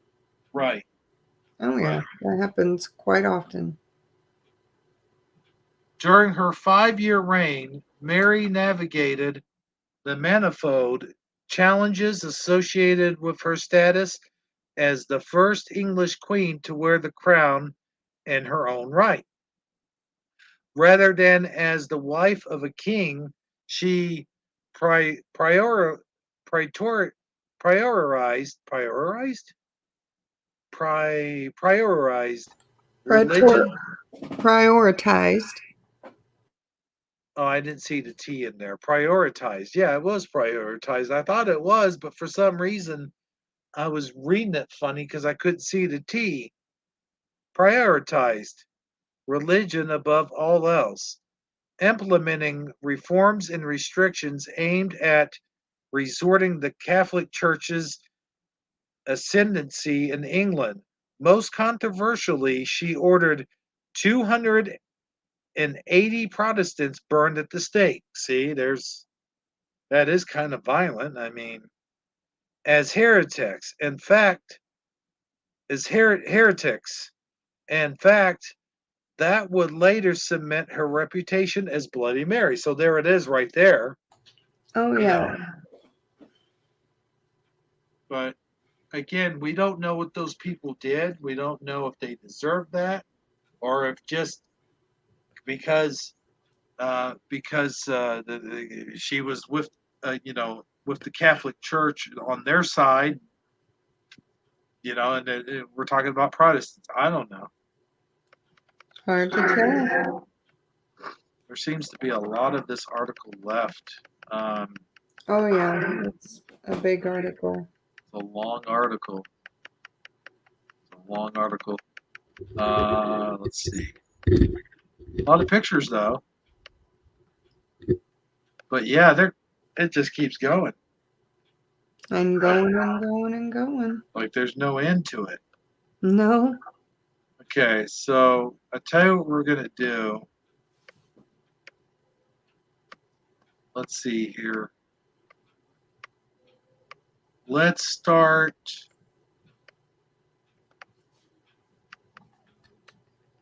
Okay, let's get into this. Would you like me to try and read some without echoing too much? Well, no, I'm gonna read. I'm gonna read. I'm gonna read from this point. Okay. Okay. Sounds good. During the early modern period, Catholics and Protestants alike believed Hersey warned that heavy sentence it carried Mary's most famous victim, Archbishop Thomas Cranmer. Cranmer was preparing to enact similar politics targeting Catholics before being sidelined by uh, Edward the Sixth death. According to Gritwood's Game of Queens, I almost said Game of Thrones, the women who made 16th century Europe that a but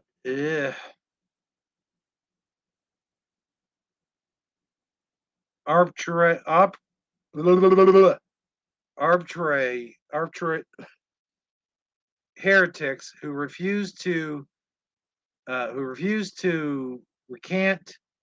recant should die was an all but universal tenant. Man. And here, of course, is a picture of all the crap that was going on. To the 16th century mind, Hersey was, you know what? Here's what I'm going to do. All right. Um,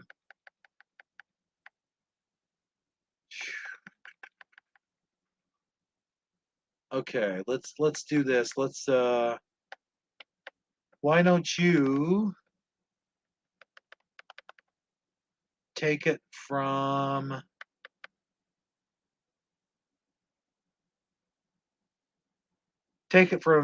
to the 16th century. I'll do my best, especially echoing. So here we Well, go. let me mute up so you won't echo as bad. All Let's see right. if that helps. Let me. I could still hear the echo, I think. Oh, no. There we go. To the 16th century mind, hearsay was a contagion that threatened not just the church, but the stability of society as a whole. Heretics were also deemed guilty of treason, as questioning a monarch's established religious policies was tantamount to rejecting their divinely ordained authority. The justification for one's heretic's death, writes Virginia Rounding in The Burning Time, Henry VIII, Bloody Mary, and the Protestant Martyrs of London, was the salvation of many innocent Christians who might otherwise have been led astray.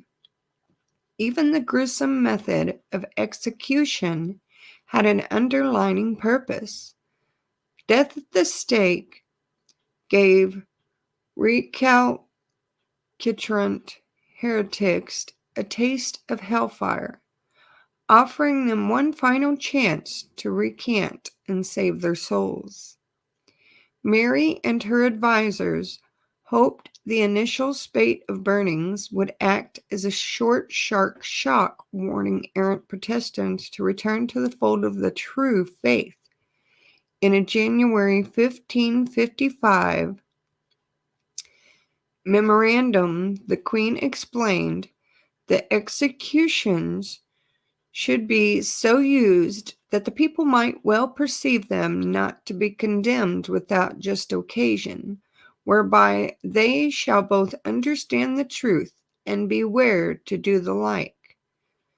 But Mary had grossly underestimated Protestants' tenacity and their willingness to die for the cause. In the mid-16th century Europe, writes Porter, the idea of respecting another person's beliefs would have provoked incredulity. Such certainties bred oppressors and those who were willing to be sacrificed.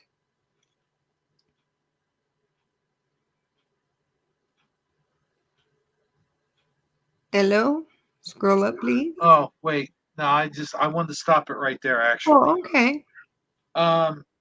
So whoever wrote this article, it's kind of confusing to me because at first they're trying to paint, a bright picture, a bloody, or not bloody, but of Mary, this queen, by saying she wasn't as bloody as people made her out to be and so forth. But as we get to read the article on down, they talk about her burning people at the stake Yes, that they and did not believe in her religious beliefs. She, burned them at the stake. I know. I mean, but that's kind of, they're Pretty saying that she morbid, wasn't so yeah, bad. pretty far out there. It is. It's like she's trying the Arthur's trying to paint this pretty picture, but yet she is bloody. She is committing all these bloody atrocities. Therefore, getting the name Bloody Mary. Exactly. I just find it funny that the Arthur's kind of on both sides of the fence here. Seems like. And by the way, Well, I didn't. the way he wrote it, and portrayed it, it made it into a very interesting story the way that he put it. Right. But it just seems like he's covering both sides of the fence, is what I'm saying. The other thing, there was something else I had to say, but I lost my train of thought and I was looking at my screen here. But to, kill people because they don't believe in your beliefs, that's, can get pretty scary. Certainly makes you see why a lot of people left England and came to the United States, or what they thought was, I guess, not the United States, but yeah, the United States. Well, not the United States at the time, but North America. You know. Right. But anyway, I wanted to go ahead and scroll down a little bit further because it is a long article, and I think they're pretty much saying the same thing, but trying to make it sort of longer. And I sort of wanted to show these pictures. I think what we're going to do is go ahead and let's see.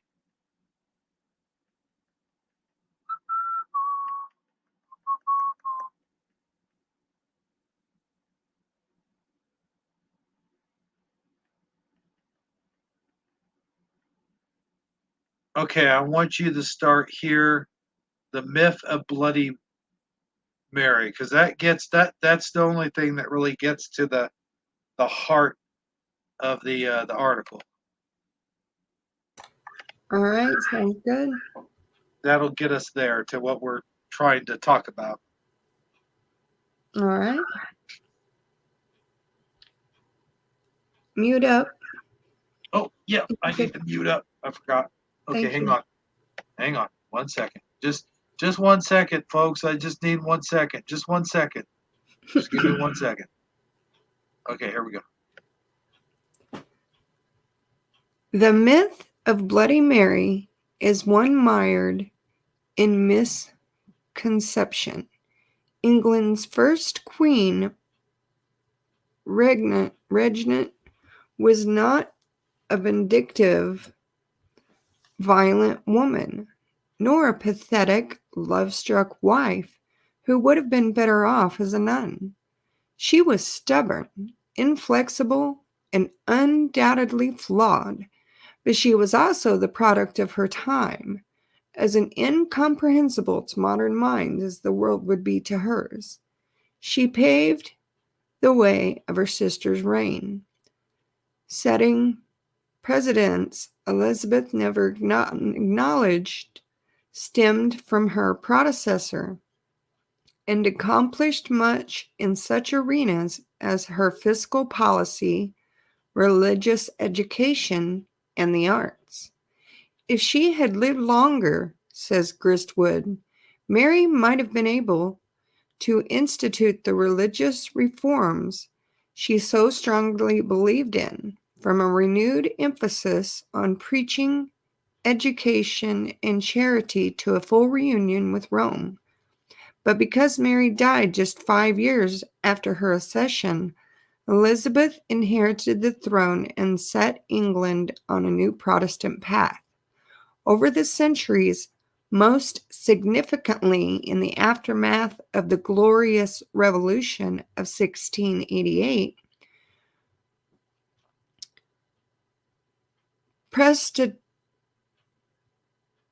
I'm trying to figure out how to say that. Protestantism became a core component of British identity.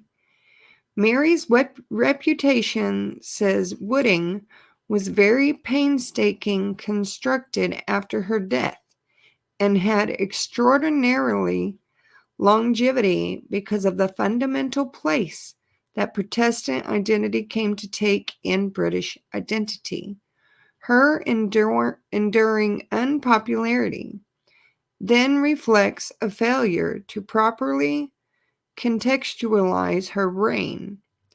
Writes historian Thomas S. Freeman, Mary has continuously been judged by the standards of the 18th, 19th, and 20th centuries, and not surprisingly has been found wanting. For all her faults, and regardless of whether one falls into the competing camps of the rehabilitation or vilification, Mary, the first to prove women could rule England with the same authority as men, holds a singular place in British history. She was an intelligent, politically adept, and resolute monarch who proved to be very much her own woman, argues Whitelock.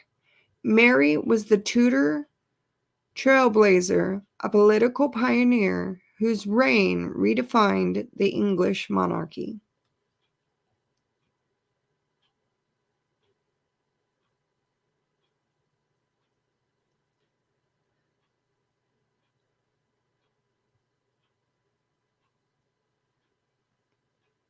Hebrew 77. As the Bishop of Winchester observed during Mary's December 1558 funeral sermon, she was a king's daughter, she was a king's sister, she was a king's wife, she was a queen, and by the same title, a king also.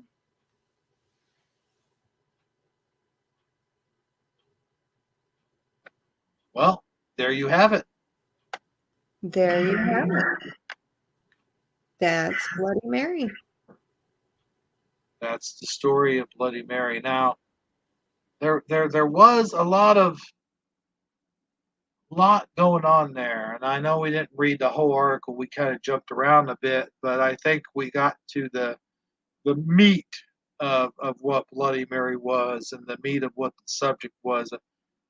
I still don't understand the whole why we say it in the mirror or how many times it's said, but we will definitely get to that when we do our Halloween special. What do you think about that, Amazon Lion? I think it sounds great.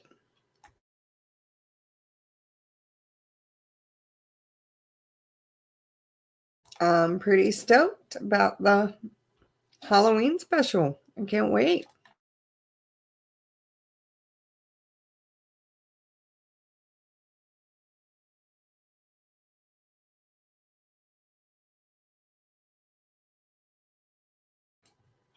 So, what do we have next on the agenda? Oh, sorry about that. I was muted up. Make a video. Oh, see, there's some. I was reading some of the comments there. They're talking about some kind of thing. I don't know what they're talking about.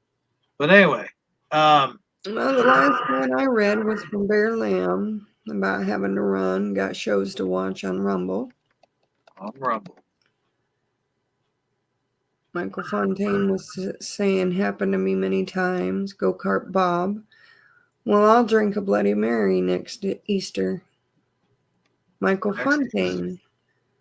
Go Kart Bob, you're in your cars. Would you like to read some more? Ebro's going. Oh man, Michael Fontaine. How do you even know that? Oh man, he must have read it on Facebook or something. I told you that's what I wanted my Facebook taken down. Told you. See, now people know. They know my birthday when it's coming up. Well, you know, I guess next week we should put on our party hats. And don't forget our party horns. Yeah.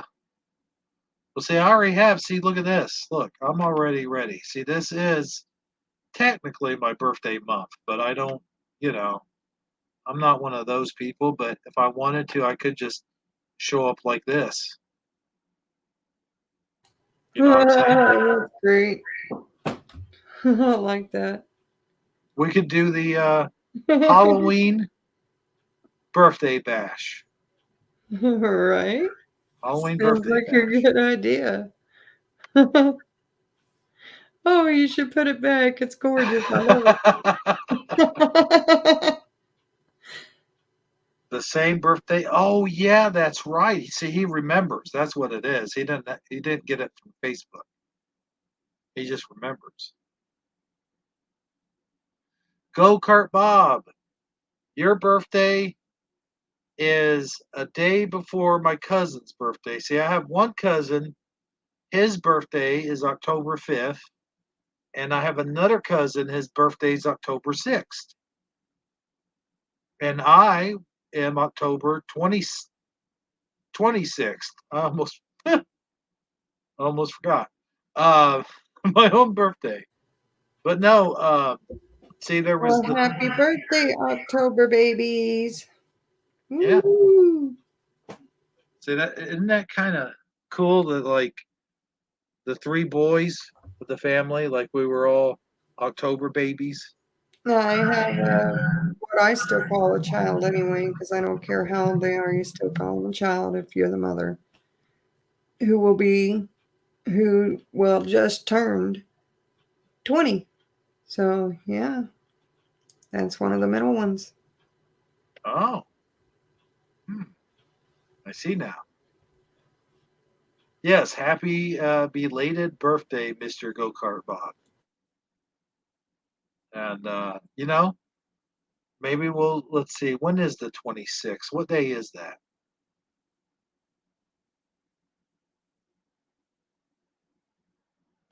I would not remember. Let's see, today's the 23rd. The 24th would be Monday. 25th would be Tuesday. 26th. Maybe we'll do something on Tuesday. Maybe we'll do a Hebrews birthday bash on a Tuesday and then do our Halloween special on Shifty Sunday. Sounds fun. Maybe we'll do something like that. But anyway, we do have another article to get over. I think it's a much shorter one. And I was thinking about this because, you know, like I said, Halloween's right around the corner and so forth and so on. But also, you know, I got into Unsolved Mysteries the other day. We were watching Unsolved Mysteries, and I actually And did remember. you solve anything? I did not. Oh, No, no. no, no, Imagine that. no. I solved the mystery of the missing dog poop. Yeah, Yeah, you did. I did. I It do was that often. yeah. You get that? You ever get that funky smell, and then you're just looking all around all day long, and you're still smelling it. You're wondering where it came from. And it could be the tiniest bit, and that's Yeah, it. that's the mystery of the missing dog poop. Yeah. You know, it was on my shoe. So, but anyway, Yeah, I no. got some on my shoe today too, so that's really funny. Oh, you did. I did. Oh my goodness. I probably rubbed that sucker on all kinds of stuff, Oh gravel, no. grass, everything. Anything that I could get a hold of. Yeah. Well, with that being said, I was watching Unsolved Mysteries, and I actually remember this from a long time ago, as where the Queen Mary. There was an episode they were talking about the Queen Mary, and they were talking about all the ghostly sightings that was going on the Queen Mary. We were speaking about Bloody Mary, but now we're going to talk about the Queen Mary. And I have been fascinated with this, the hauntings of the Queen Mary, ever since I saw that uh, episode of Unsolved Mysteries about 30 years ago. So now there's an article here, and we're going to talk about it. And anyone that's familiar with this ship knows what I'm talking about. And anyone who isn't, this should be an interesting article to read. So I'll start things out, and if things get too heavy for me, if you could jump in, then I would appreciate it. All right, sounds good. Okay, so here we go. There's a ship of the Queen. That looks like the Titanic, by the way, but it's not. It's the Queen Mary. You can see right there Well, I on your can't screen. see anything yet. Looks like a really big ship. So here's the history. The history of the Queen Mary ship. The Royal Mail ship RMS Queen Mary was built in It's not Sli- showing on the screen. I'm sorry, The paragraph and the pictures are not on the screen. they're not on the screen. No. Oh, I'm sorry. Okay, here we go. Let me adjust something there. There you go. There we See? go. There. See how that kind of looks like the Titanic? It does. It resembles the Titanic. It's a big looking ship there. And I had an obsession with the Titanic for years. I remember you telling me something like that. Every show, every document, didn't matter who the actors or actresses were, I just wanted to know everything about the Titanic. Maybe you were on the Titanic in a former life. You never know, or maybe knew somebody on the Titanic when I was in a former life. You just don't know those things. They say a lot of the times in this life that you're in, if you have a strong pull towards something that makes, no sense to be obsessed with in this life, that you had some kind of Well, connection to it. let me ask you this. Let me ask you this real quick. Did you ever own a heart shaped necklace, and then like do you have memories of dropping that heart shaped necklace into the ocean? No, but I actually Well, do have a heart-shaped locket, I and know that. I've had a heart-shaped locket when I was a teenager. Well, the point I was getting at. Um, I The, always loved hearts, but I was also deathly afraid of water for many, many years. did you know a guy named Jack, and he drew a picture of you nude? Do you have memories of that? No, but that would be pretty interesting. Yeah. Do you have memories of like standing on the bow of the ship and saying I'm king of the world? No, but I would be tempted to do so Oh, okay. if I were on a ship. Okay. No, see, I was just Just wondering those things. because. I mean, it's part of it. You have to. Yeah, Why be absolutely. on a ship if you're not going to stand at the end and scream, I'm the queen of the world. That's right. In your case, it'd be Queen. Yes. Speaking of queens, we're talking about the Queen Mary here. Yes. So let's do it to it. Let's do it to it. I like that saying. The history of the Queen Mary ship. The Royal Mail ship RMS Queen Mary was built in Clydebank, Scotland, under the ownership of Kennard White Starline. It's a long name. Designed and equipped to be uh, transatlantic super ocean liner, she sailed in 1936 from England to New York City. For 3 years, her prestigious, wealthy passengers included royalty, movie stars, statesmen, and prominent politicians who sailed in a elegance and experienced the grand era of ocean liner travel. You know, this sounds a lot like the Titanic. When you're thinking about it. Of course, the Titanic Well, when happened you think about it, with. it relates to the Titanic a lot. Mhm. Except, the Titanic happened many years before this. So, I don't know. But as Queen Mary moved into her new role as a tourist attraction with restaurants, museums, and even faculty, an event facility, there were rumors of ghosts and spirits roaming the ship. Now, that's what I was talking about earlier when I was talking about unsolved mysteries. There was a bar in one of the rooms. I think there was a bar, and they would be watching TV, and then the picture on the TV would be spinning, like it would turn all the way upside down.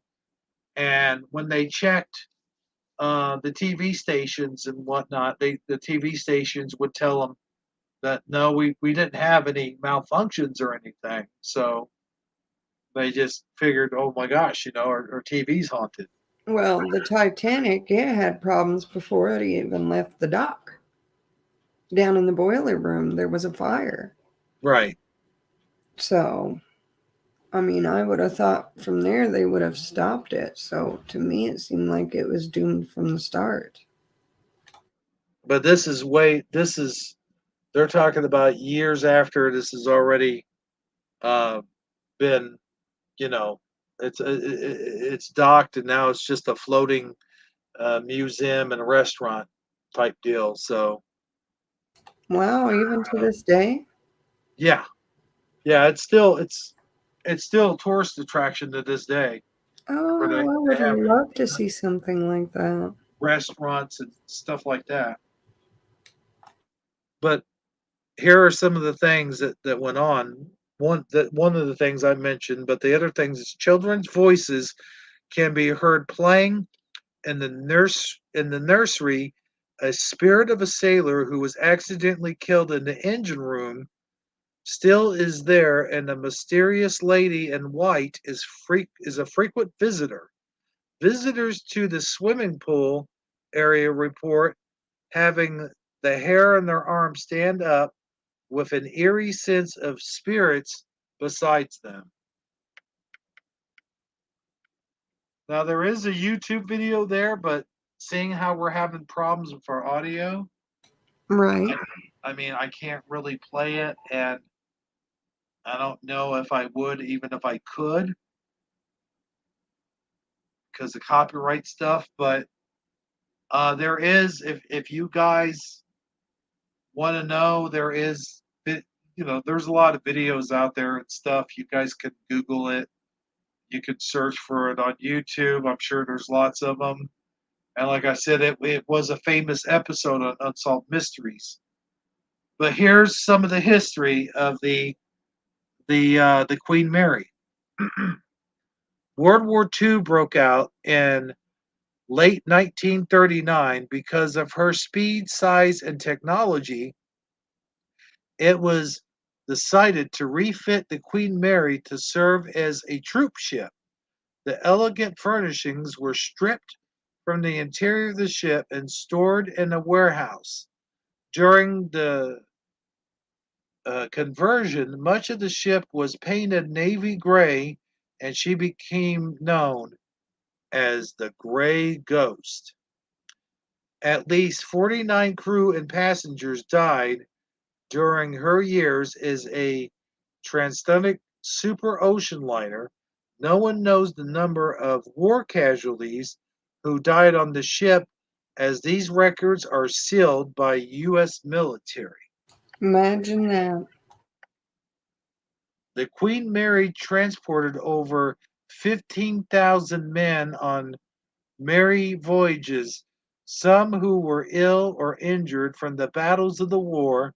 Areas of the ship became a hospital on the water with doctors and nurses treating the troops. And there's a ghost interview on YouTube again. Can't really play it because we have no sound. But here's the thing. Let me see if I can play this. See if you guys can hear it. Yeah, I can hear that.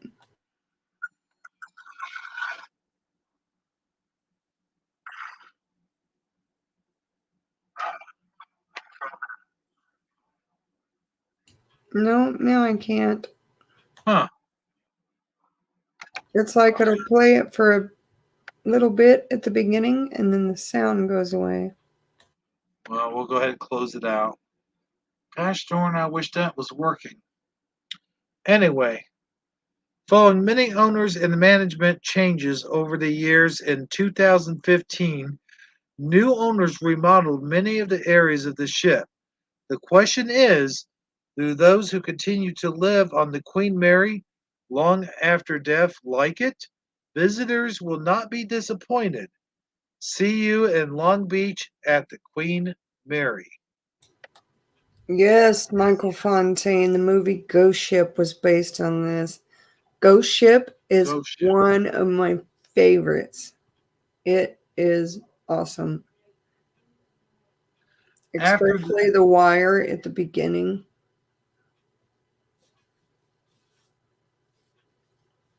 where everybody's out on the dock. It's I would highly suggest it. After the war, the Queen Mary was returned to its status as a world-class transatlantic ocean liner.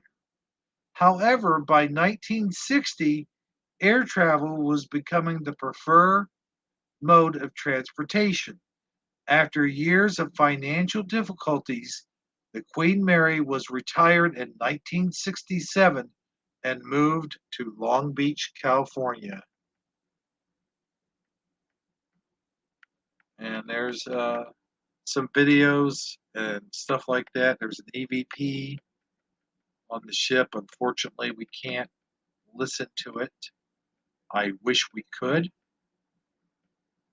but there you go. There's the basic story of the Queen Mary.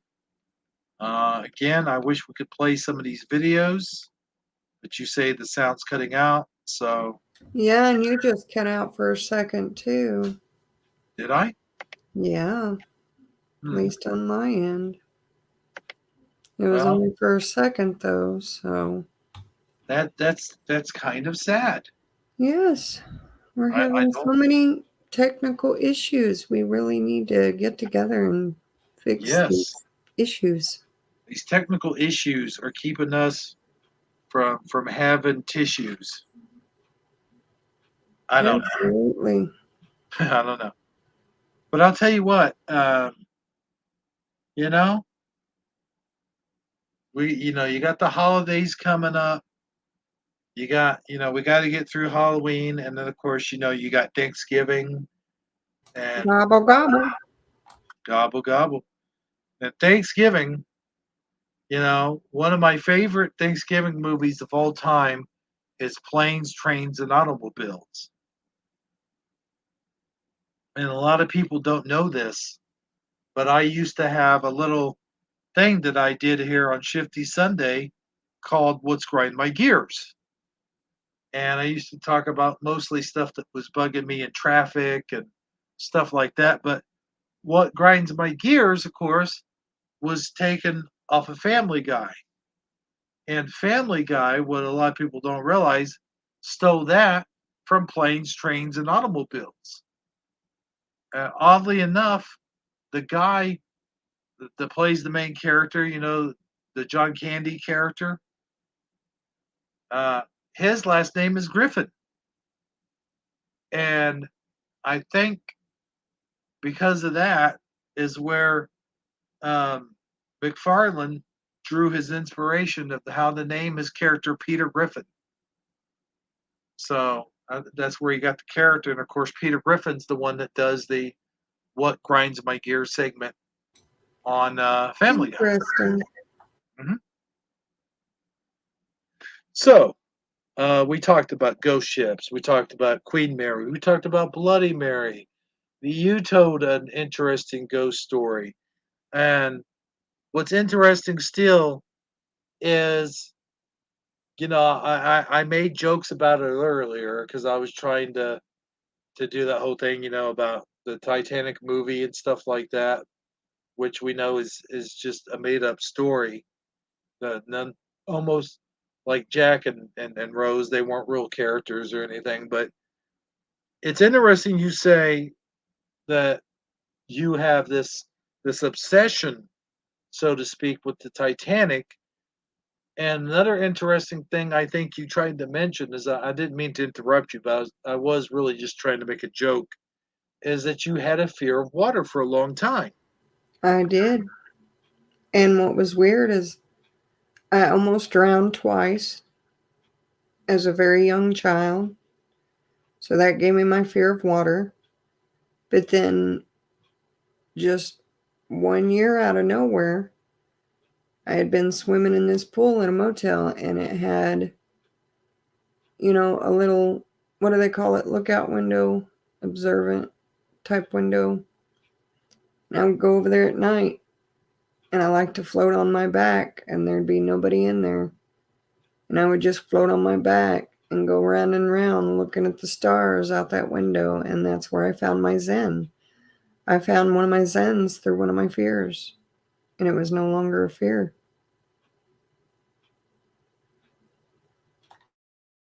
But I just thought that was interesting how you do have this sort of obsession with the Titanic, almost as though you could see it like in your head or something. It's more of a feeling. Hmm. When I watch that stuff, and what's weird is even when I'm watching movies about water, I will hold my breath. Some catch myself holding my breath.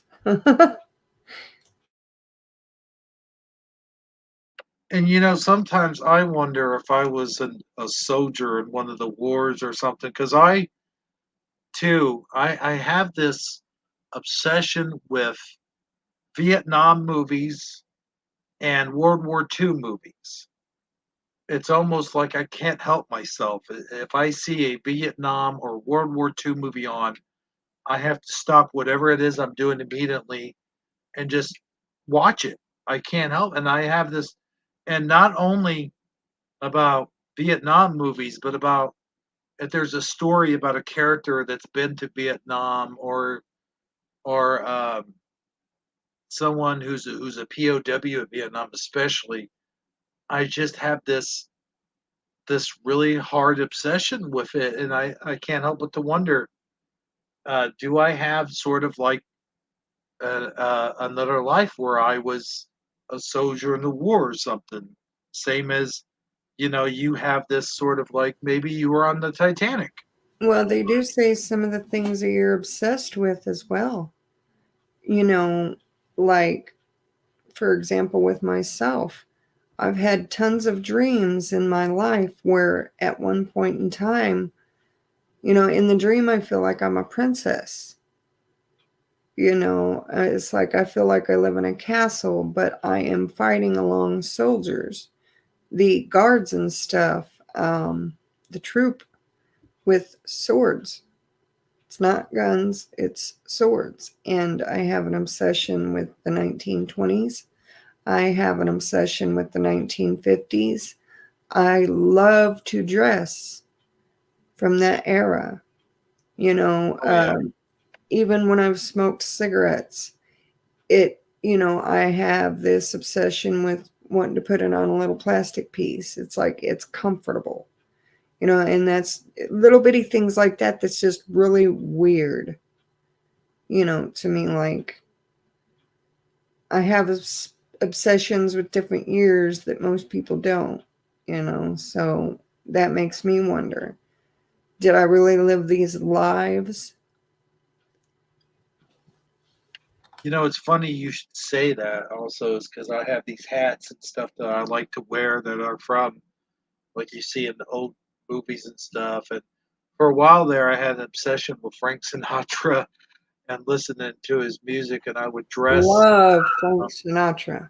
yeah, I mean, there's just certain things, but I'm not like obsessed with it or anything. But I did go through a time period where I was obsessed with Frank Sinatra and Dean Martin and the Rat Pack, the whole thing.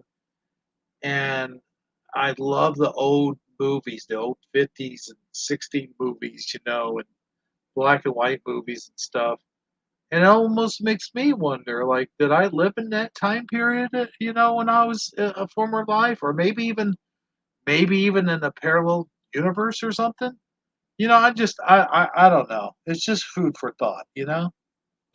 Oh, absolutely. Food for thought.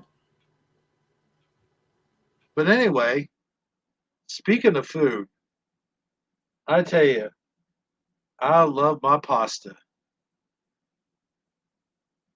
Like I could really eat a lot of pasta. Like even like you hate the ramen noodles, but I love ramen noodles. I could, what's good about them is they're good with just about anything. Well, they say you are what you eat. Yeah, with And ramen if noodles. you were what you ate, you would be a ramen noodle or a spaghetti noodle. Yeah. Well, I love chili mac.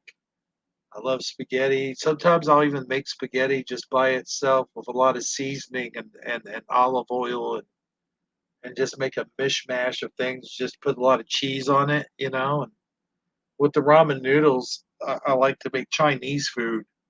I make a lot of Chinese food with them.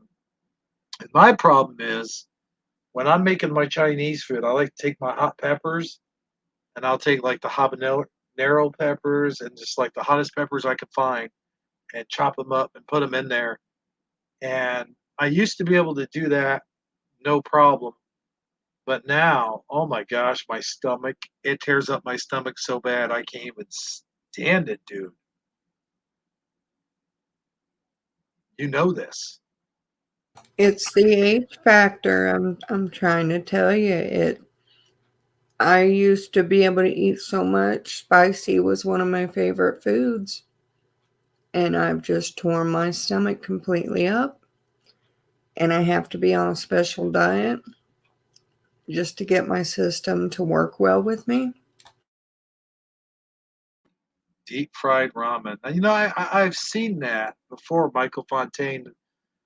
There was actually this lady who was on late night, what do they call infomercials, and she had all these recipes. She's the dump lady. She makes all these dump foods, and if you don't know what dump foods are, no, it's not foods that you eat that helps you take a dump. It's dump foods like dump cake and stuff like that. But she has these special pans that she sells and stuff like that, and it's just the little short redhead lady. I don't know if you've ever seen her before, but she has all those infomercials. Do you know who I'm talking about? I think I do. Hey, it's good old bone breaking action. The thing is, I know this is going to sound weird about ramen noodles. I can also make like a chili mac type thing with ramen noodles. If you get the ramen noodles that come in chili flavor, you get those, and then you take the packets and you pour it on them, and you mix them in with some chili beans and some like crushed tomatoes, and you mix that in there. It's actually not half bad when you want to make something fast and not you don't want to go through the trouble of like making a whole pot of chili and boiling spaghetti noodles. It's actually pretty. No, it's not Paula Deen. No, it's this little short redhead lady. Is it like the Julia No, chick? No. no, it's hold on, I can get a picture of her on here. I can't share video, but I can share a picture. Let's see. Let me look it up.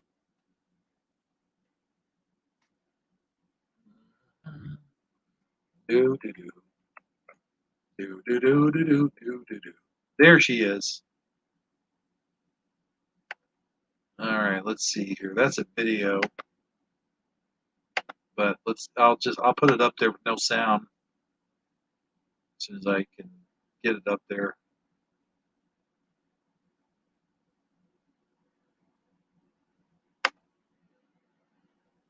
Gosh darn it. I didn't mean to do that. You love delicious homemade desserts, but recipes can be complicated and take so long to make. Hi, Kathy Mitchell. Kathy Mitchell. That's her name. Here, I'll get it on whatchamadoodle. DD74 got it right. Oh, did they? And you know, it's funny, I didn't see a video, but I could hear the audio. Yeah. Well, that's because it was running through my regular speakers Oh, okay. and not through the share screen thing. So yeah, Kathy Mitchell. Look her up. Look her up if you guys don't know what I'm talking about. You could do that. Amazon Lion, Google it. Yeah, I could do that. But yeah. So I used to. So the point I was getting at is she had all these recipes for ramen noodles, and she even had desserts that you could make with ramen noodles. And I don't know that necessarily if I would want to try any of the desserts. Yeah, that doesn't sound too good to No, me. no, it doesn't. But I already don't like ramen noodles. I know you don't. Yeah, but the reason, well, Michael Fontaine, he brought up the deep fried ramen. I remember there's also this recipe where you can take them and you take some eggs and then you mix them up and you can have like a I forget what it's called, but I've always wanted to try it. I think I tried it one time where you don't cook them, but you just put them in there and you do something with them, and it's supposed to be really good. But I forget what it's called. But anyway, I digress. Um, what do you say we do the creepy critters segment? Are you ready for that? Sounds good to me. How about you guys in the audience? Are you guys ready for the creepy critters? Because I tell you, you got some good ones for this week. Do you have more than one? No, just had one. I'd also sent you. Remember we were speaking earlier about the grocery store The grocery store. and the Oh, robots. yeah. Let's show that first. It's somewhere in there, and I was just like blown away because it's Yeah, what's going to happen everywhere. I know it. If they've got it there, it's going to happen. we can get to that first because we were talking about that meme of Walmart. Now, I hate going to Walmart, and I hate the fact that there are no cashiers anymore. There's very few of them. And when you go in there, you got to stand in line a mile long just to get to a cashier one if they have one. And if not, you're in there basically working for yourself, checking out your own items. And I just hate it. It diminishes the whole experience. It takes away jobs from the cashiers. And uh-oh, somebody's Uh-oh. going off. Sorry.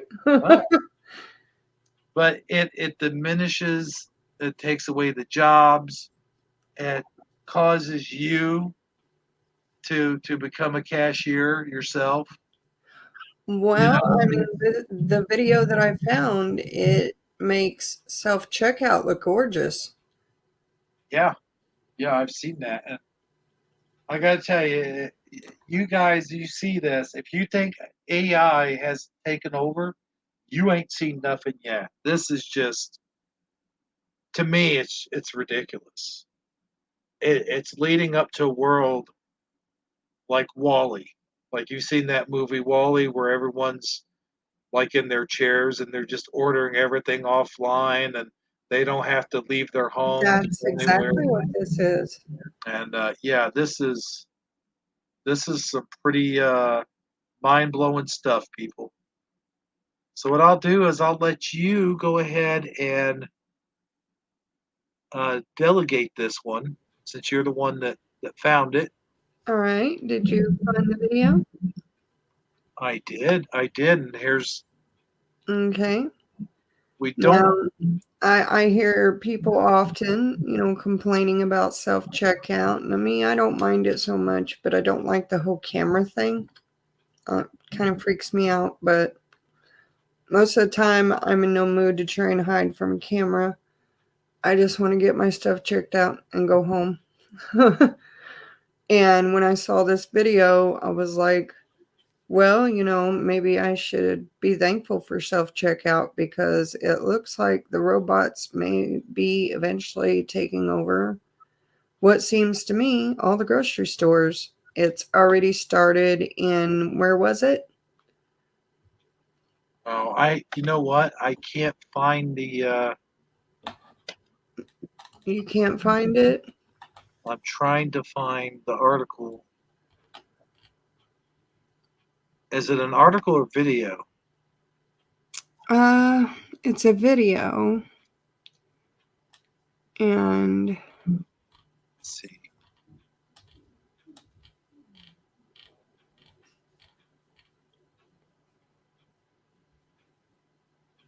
Yeah, I can't find it.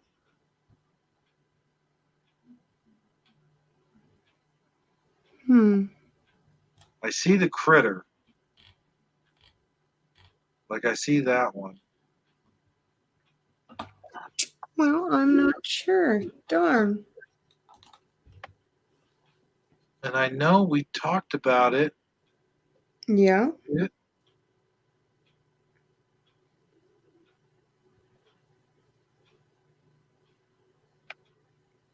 What is this? Oh boy. No, that's not it. That's I think I could tell by the oh boy.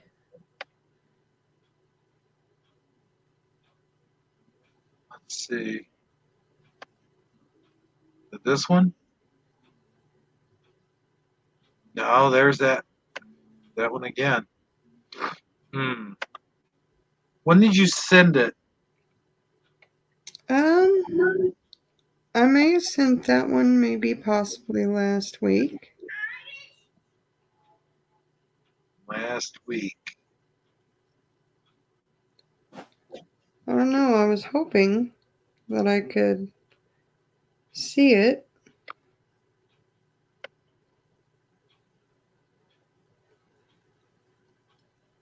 I will send it to you now. Okay.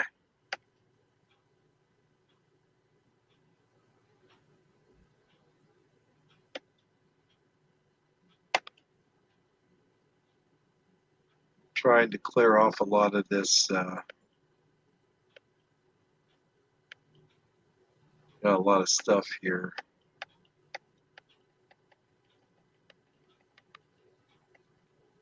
Got a lot of tabs open. I'm trying to clear them off.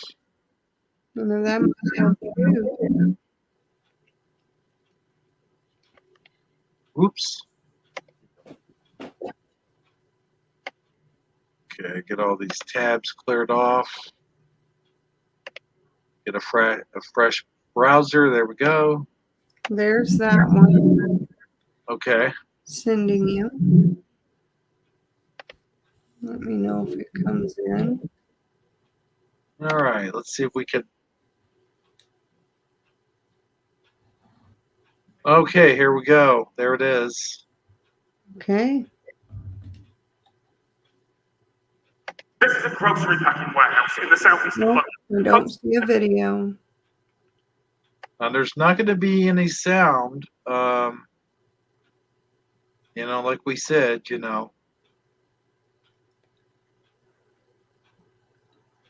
but I'll play the video. So we'll just have to pretty much describe what this is. Maybe I'll put subtitles up there if they have any. Let's see. Stop the screen. Share the screen. Share screen. Share system audio. Let's see if that helps.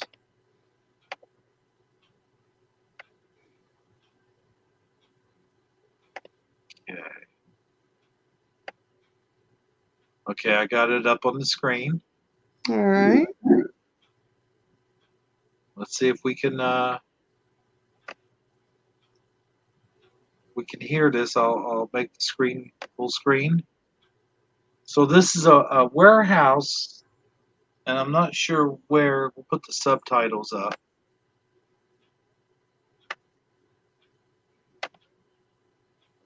And if you guys can't hear it, I've got the subtitles up there. So let's go. You ready? I'm ready. Packing warehouse in the southeast of London. Folks have ordered their groceries online, and instead of people walking up and down the aisles of a traditional grocery store to pick up items, these little devices move more than 1 million items every day between. Okay, so those little devices there move million items every day. And what this is this a warehouse where they ship out your grocery orders, if I'm not mistaken, right? Right. And they have all of these Yeah, robots. they have a bunch of, the audio's there now, so Is it? yeah. Okay, well, let's see how long it lasts. Let me know if the audio goes bad. Okay. Instead of trying to build machines that fit into a world designed for humans, this entire facility, the size of 7 football fields, is custom built to make this as efficient as possible. The top speed of those boxes is about 14 kilometers an hour, and they pass within 5 millimeters of each other when they move. So, how many robots are there in the hive? Well, that depends on how you count them. What you're looking at behind me is the hive. We've got the grid, which is the metal structure. It's filled with products housed within what we call totes. We have around 2,300 bots, and they move the stock around the warehouse so that we can pair it up with customer orders to be delivered. The bots will move in the X and Y direction. They can also move in the Z direction. So we have a cable hoist system that means that they can lower down a gripper assembly and grab onto the stock that we have in the grid. In some areas, we have as deep as 21 totes all in a line. We have sensors underneath the bot. That means that every time it passes over one of the squares on the grid, it has a laser underneath it that can tell when it moves over that cell. So it will say, I passed the cell, I passed the cell, I passed the cell. We have around 58,000 different types of individual products within the grid. We'll use the huge amounts of data that we gather to understand what customers are most likely to order and place them in the easiest to reach locations for bots. What customers are most likely to order? So, like stuff like milk, bread, eggs. I'm guessing stuff like that. Huh. Fake meat. Yeah, 3D fake printed meat. That's another thing that kind of Yeah, goes along that with next video goes along with this that I sent you. So we'll get into that here in a Oh yeah. second. My goodness. This is basically AI taking over. You've got one part of me wants to say, oh, it's kind of like Star Trek. But the other part of me wants to kind of say, well, it's kind of like Wall-E, and it's kind of like a bleak future where people are so lazy they don't even get outside, not even to like I don't know, not even to walk their dogs. Like they'll have automatic dog walkers like they have on the Jetsons, you know. that we can have stock into the warehouse and out again from our suppliers into a delivery van in just 5 hours. The robots deliver their crates over to the packing area. Some of that packing is done by humans, but there are mechanical arms as well. One of the big problems they've got to solve is that grocery packaging is designed for people, and the interactions between all the objects they deal with can be complicated. Currently, we're standing underneath the grid structure that we saw earlier. The robots that we saw are actually dropping off products to the station. Once they're dropped off, they become in control of the robot, and the robot decides how to pick them before the grid robot picks up the tote and takes it away again. There's 2 3D cameras above the totes that takes an image of the storage box before it picks from it, decides on the best grasp point, confirm that the product is correct, and then place it into customer shopping. And it's doing all of that on live customer orders. We make sure that we don't mix something that was heavy with something that's soft. There are things the robot can't pack, things such as very, very heavy, very large, or very fragile items, but there's a lot of range in between that. So that was the question I had. Like, how does a robot know, like, for say, if you have eggs or bread, like in your basket, and then know not to put something like, say, I don't know, like a bag of rice sitting on top of the eggs, or something heavier, like a gallon of milk sitting on top of your bread or something, you know? Yeah, I guess it's all processed through the computer from, hard foods on the bottom to soft at the top. Yeah. It's fairly safe to call each individual packing arm a robot. Each one has a separate controller, and it has to make a lot of decisions in real time using cameras and sensors on each individual arm. But here in the Hive, it's not quite as simple. Controlling all of this is what we refer to as the hive mind. So this artificial intelligence system that controls everything.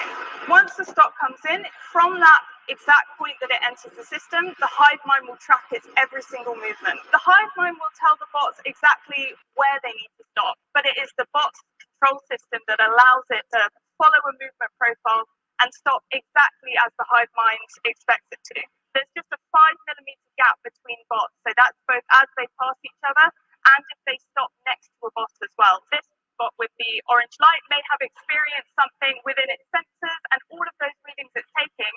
I'm boggled by how they keep track of all this stuff, and how they keep them from making mistakes, or how they keep from bumping into one another.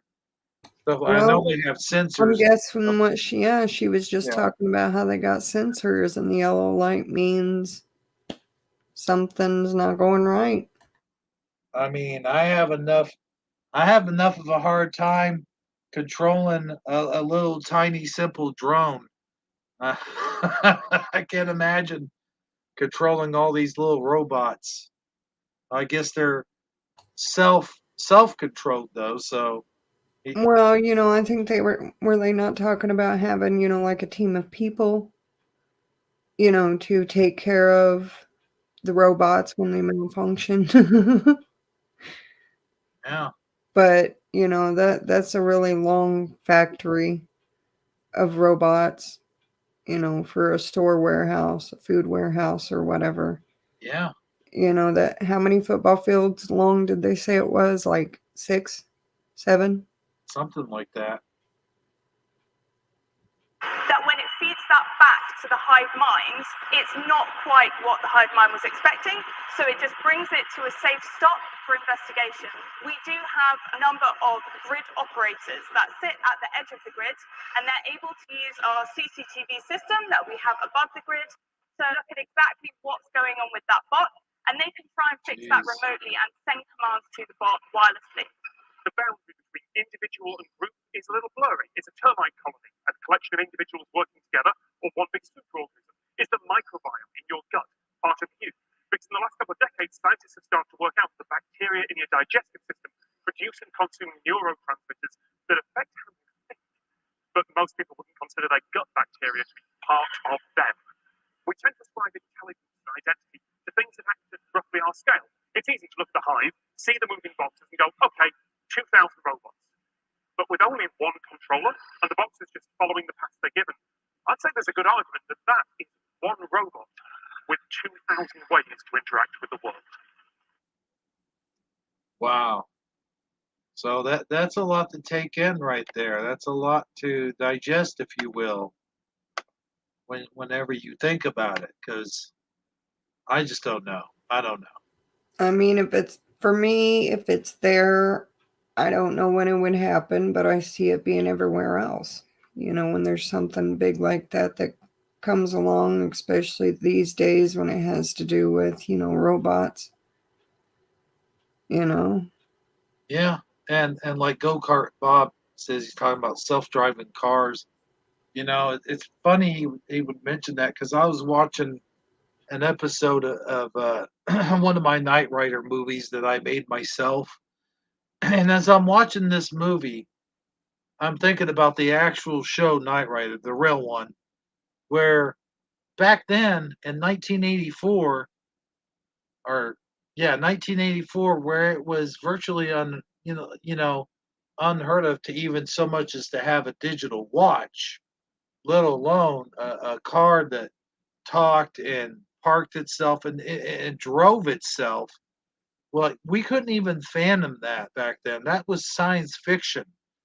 And now we look 30 to 40 years later, we now have cars that drive themselves, they talk, they can communicate with you, they can call an ambulance if there was an emergency, they Right. can self-park. I mean, and the watches, like the watch that he wore in the show, are now reality. They're smartwatches that do that. So it is kind of mind-boggling that 30 years ago this was all science fiction. Yeah, I mean, even then when I was watching shows like that, I knew eventually that kind of stuff would be here. Like I said, I'm a big observer. When I see things like that several times, and they're, called different shows, but, they have kind of the same basis, I'm like, yeah, that's going to be here eventually. DD74, who gets the ticket? Uh, I imagine it would still be the person because even though it's a self-driving car, you still are responsible, I assume, for that self-driving car. But it, but You would that's think eventually, with so many of them, the company would be responsible and have to pay the tickets. you would think, but I'm sure there's a fine sign on the dotted line contract that you'd have to sign to get these smart cars that you are solely responsible for any accidents or uh, traffic violations that the car might cause. I don't know. So, we were talking about the robots now doing, the store thing, loading up your groceries before they're being sent. Yeah, And so, that goes to the topic of what kind of groceries are we getting? yeah. A while back we did a Shifty Sunday show where we were talking about synthetic meat, and we covered it a little bit, and that's when it was in its infancy stage, and now it looks like they've come further along in it. In fact, they got whole warehouses and factories and stuff like that where they're 3D printing meat. Can you believe this?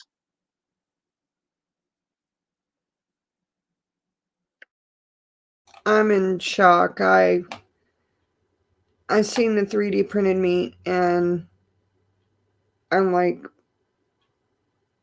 I had so many questions in my head. Like, does it taste like cardboard? Does it taste like paper? Does it taste like wood? They're putting all this flavoring supposed to be like to make it taste like it's meat, but it's really what, like plant made into paper Yeah, made it's into plant based. It's a paper plant made into food.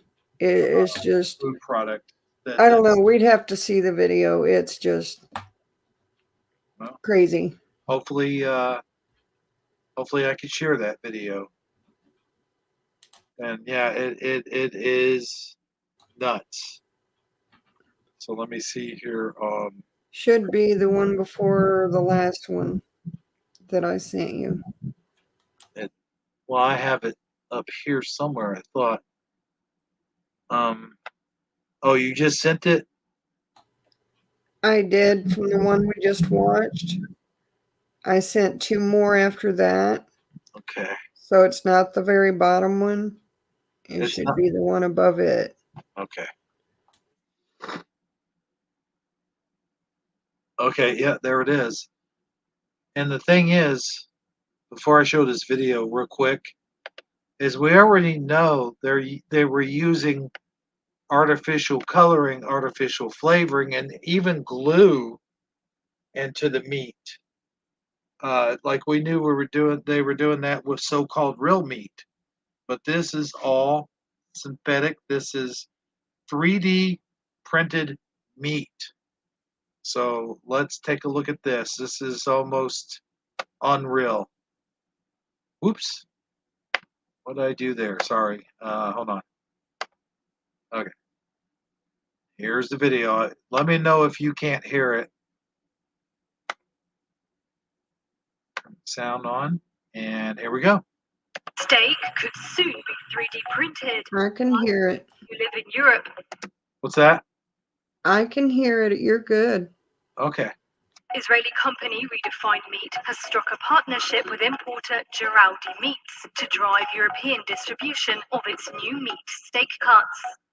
The startup is hoping to establish its products as an alternative to conventionally produced meat. Redefined Meat operates large-scale meat printers at its Rehovot headquarters south of Tel Aviv, as well as in a new factory in the Netherlands. Manager of the company's 3D printers project, Yaron Eshel, explains how it works. When I want to create my steak, I have a library of a few different slabs. I can choose each one of them and I can adjust it accordingly. I can define the amount of marbling, the internal fat or the external fat. And now I can start and go and print it and produce it. So I'm putting it, this is my queue, this is my timeline for today.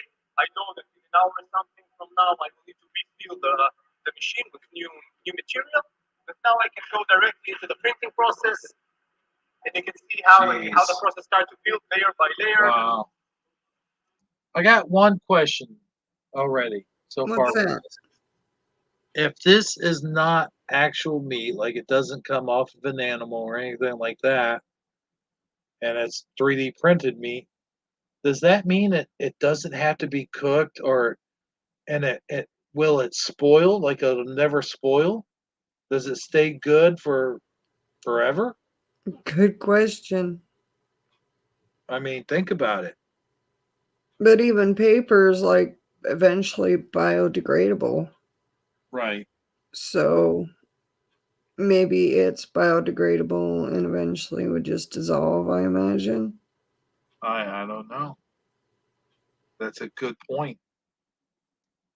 The company makes its products from ingredients including soy and pea proteins, chickpeas, beetroot, nutritional yeasts, and coconut fat. Wow. Co-founder and chief executive Eshchar Ben Shitrit said Redefined Meat was launching tenderloin and strip-loin steaks. In the past 2 years, we have been working deeply on understanding meat and what makes meat so exciting. And we identified a few components that we can recreate from plants and have the same exact performance as the tissue of animal meat, giving you, with the combination of additive manufacturing, the exact feeling you experience a good steak, a good cut of meat coming from an animal without the use of the animal. Plant-based meat alternatives have become increasingly popular in recent years. Spanish startup Nova Meat is also using. That just looks like cardboard to me. I'm just saying. It just looks weird. That's all I know. Either cardboard or like it came from the Play-Doh factory. Go-Kart Bob says, yum, 3D meatloaf. Yeah, I mean, it's plant-based. It just looks, and they're spitting it out in 3D form, all different kinds of foods. It's just so weird to me. Yeah. That this could be in our cart. Right. Our go-kart. that robots pack for us, you Yeah. know. Technology to manufacture vegetarian That steaks. doesn't even look But good. the early hype about plant-based meat alternatives has ebbed, as inflation and recession worries have It's driven supposed to be some chicken? customers back to cheaper animal meat products. Companies such as US-based Beyond Meat have cut their sales outlooks. Redefine Meat, however, has big ambitions. Its new meat is currently available in Israel, Britain, the Netherlands, and Germany. Almost 1,000 restaurants are currently paying about $40 per £2 for its steak cuts. The company plans to launch. So, you know, if you live in any of those countries, you don't know if you're getting the real deal or if you're getting synthetic. You sit down, you eat it, it tastes exactly the same, it looks exactly the same. And not just that, but Michael Fontaine, you know, it makes a lot of sense. He says it's not meat. Plants are not meat. So why are they calling it meat? Yeah. It's plant. I just wonder. They say they put artificial protein and all that stuff in there, but yeah, I don't know. I just wonder what this kind of thing does to the digestive system or the. I mean, it fools the eyes, of course, and it could fool your brain, but what what side effects is this going to have come in the future? Yeah, good question. Who's going to be testing this stuff? Are they testing it while they're making it, or do they have testers on the side just in case something goes wrong? Do they make a 3D printed person to try it out? Hey, that'll be next. That'll be next. All right. They'll be having the IAs try it. They already have an AI. Yeah, and I'm in an AI. Yeah. And we having a bunch of AI testers. France, then in Italy, Greece, and Sweden later this year, and dozens more countries in 2023.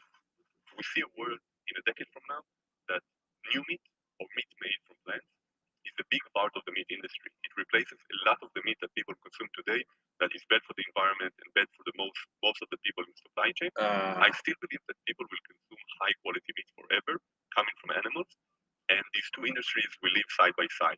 Even when we will become 1%, 2%, and the industry will become 10% of the meat industry, the impact on the planet is so big that it's worthwhile to pursue And it. did you see that sign?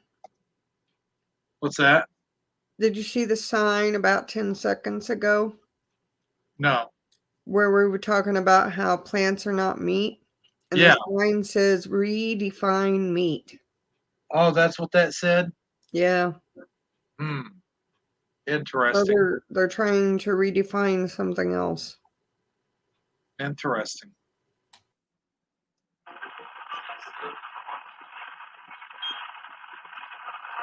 Sheesh. Okay, I guess that's it. That's in the video. So yeah, Whoa, hey, Jesus, What man, the heck? which way you going, huh? What was that? Yeah. Oops. Okay, I need to get out of here. And back here. Hello. Can everybody hear me? Alrighty. So yeah, that kind of thing, I don't know. We It's got a lot of good comments on it though. I see that. Yeah, we're getting a lot of feedback here. Yeah. You are what you eat. Watch it. Watch it have like the Duke had a back up in his car. Eddie Von Kuhn said, Hebrew from Eternia, can you print A1 steak sauce when you print your steak? Oh, Try boy. it. Yeah, that again. He's just not gonna let me live that up, is he? There's that other Hebrew guy's making these 3D Yeah. things. Yeah, looks like dog food. Michael Fontaine says. Would Yeah, you rather have mealworms and crickets. Or crickets. Yeah, hey, when it gets down to it, you got these celebrities pushing for us to eat bugs. Maybe it's not such a bad idea after all. I'd Right. probably have that and have these fake meat. Just saying. Tasted Impossible Burger. That's a hard pass. Yeah, I've never tasted Impossible Burgers. I don't think I'd want to. It doesn't sound very appetizing.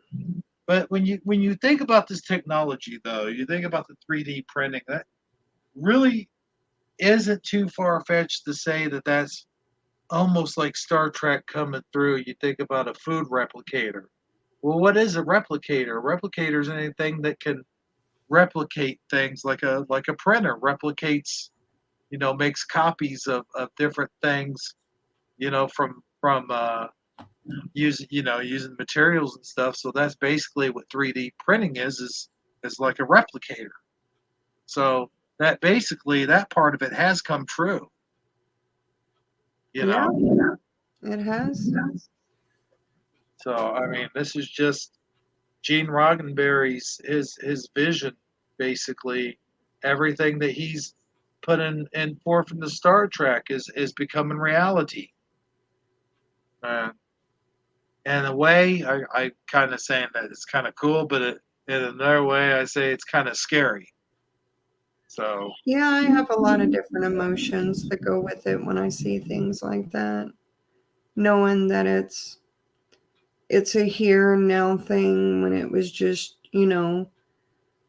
things we thought kind of impossible when we were kids watching shows that had those things on it. But in a way, like I said, I always knew that something like that was coming when they were showing different kinds of shows or programs or series or something.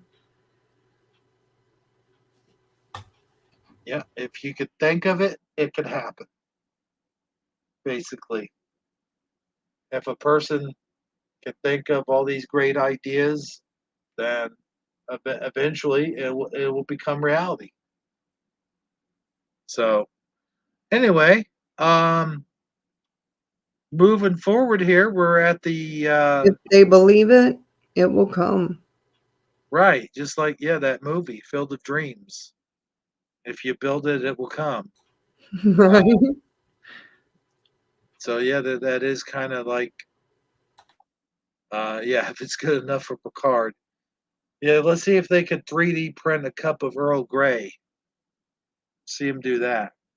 But anyway, we've come to the portion of the show, and I almost jumped early, when I had you doing your creepy critters. But now, Right. And I just, now we're I at thought that would be a good topic, to bring up that I had sent. I found it pretty interesting myself. definitely, yeah, and it gave us that sort of like that time in between the end of the show to your creepy critters to do that. So thank you for bringing that up. I had almost forgotten about it. Absolutely. So what time is it? It's creepy critters time. Ooh. It's time for Amazon Lion's creepy critters. So with that being said, ladies and gentlemen, boys and girls, and children of all ages. Well, not children of all ages, I guess, because this is not for children. This is not for the faint of heart. This is Amazon Lion's creepy critters.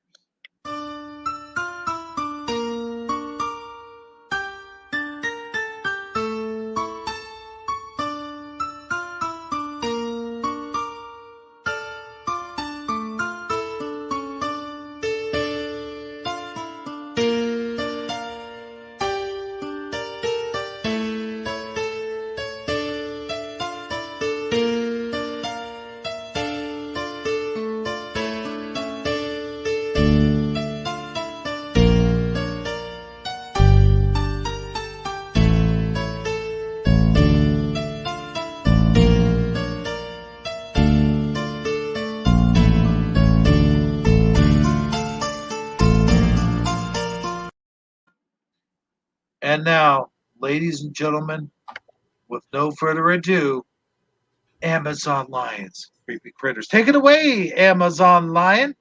All right. Well, thank you, Hebrew77. Now, audience, I don't know about you, but me personally, I'm okay with spiders until they get too big. Too big for me would be starting with the tree spider. No way, Jose. Had a recliner I was sitting in one day. We lived close to the woods. And I could have sworn I seen something big at the corner of my eye, and when I look over, lo and behold, it was a tree spider. My next spider that I do not like is the tarantula. I've even had dreams about the tarantula. I had one just this past week of one biting me, and I was squeezing out the poison that it injected in me. It was just really, no, not okay. So then I find this guy. Terrifying image of a winged tarantula freaks out social media. Can you guess what it really is? A terrifying squirm-inducing photo of a tarantula with wings has spooked social media as people try to figure out what it really is.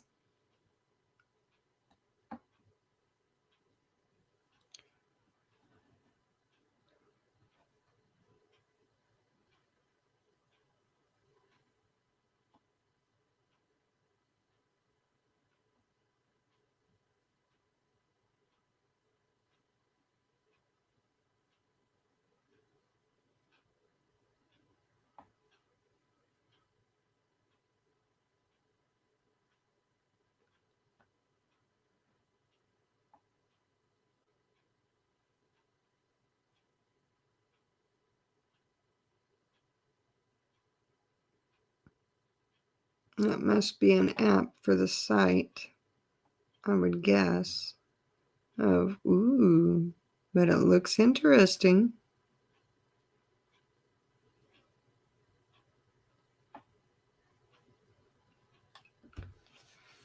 A terrifying picture of an insect resembling a huge winged tarantula has been scaring people on social media.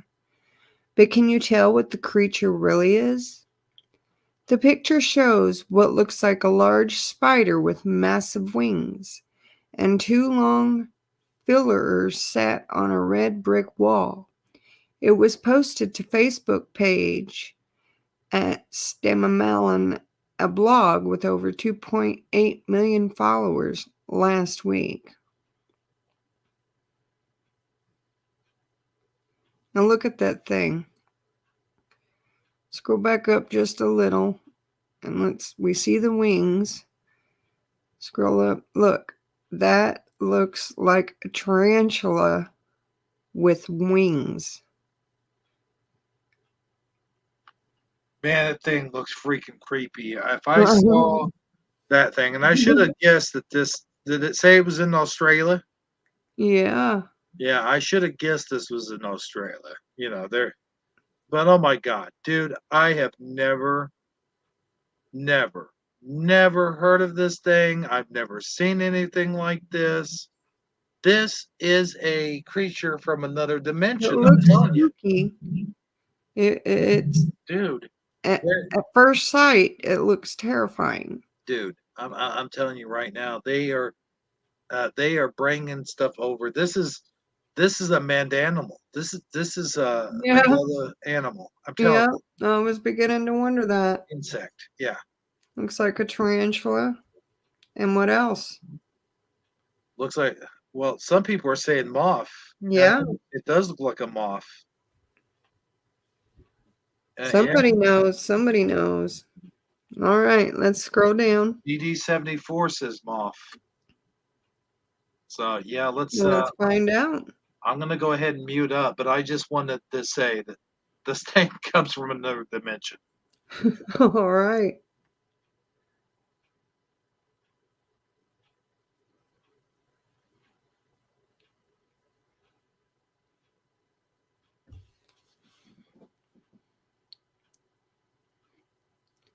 All right. A caption read, Etheria, possibly. Let's see. Polyphemus, basically a tarantula with wings. The post gained over 58,000 shares and 22,000 comments from users, many of them reacting with disbelief. It was enough that cockroaches flew, wrote one. Now I get this? 2020 can't surprise us anymore, said another. A third wrote, the time has come to look for another planet.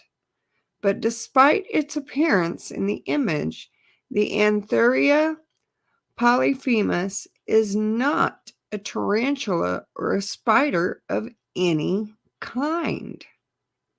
Now, if you'll scroll down, you'll see what that terrifying looking creature is. It is actually a type of giant silk moth, native to North America, with local populations found throughout central Canada in the United States. It is tan-colored and has a typical wingspan of around 15 centimeters. Its most distinctive feature is the large purplish eye spots on each of its rear wings, one of which is visible in the Facebook picture. The spot gives the species the name Polyphemus, which is also the name of a cyclops from Greek mythology.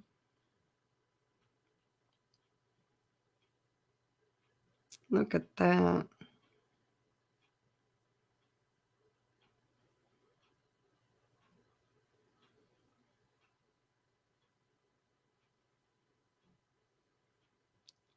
The moths are entirely harmless to humans. It's not known where exactly in North America the photo was taken.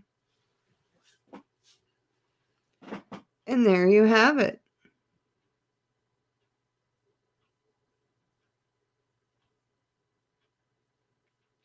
Now, I do have one last thing that I sent you, but I think it got sent to you through my Facebook, so I'm not exactly how it would show up on the screen. I see. If you wanted to pull that up. Well, let me just say though. Or we can do that next week, I think. I think we should save it for next week. We have Over gone our time. Sounds 3 great. hours. But there's our creepy critter for the week. Not so creepy after all, huh? But I still wouldn't want to go near it if I seen it. I will call this one still creepy. And I would not say a neat pet DD74. No, thank you. Whew. I can't believe that's how big is that? BBA. He said one time my drunk friend ate one of them moths, had wing powder all over his lips. I'll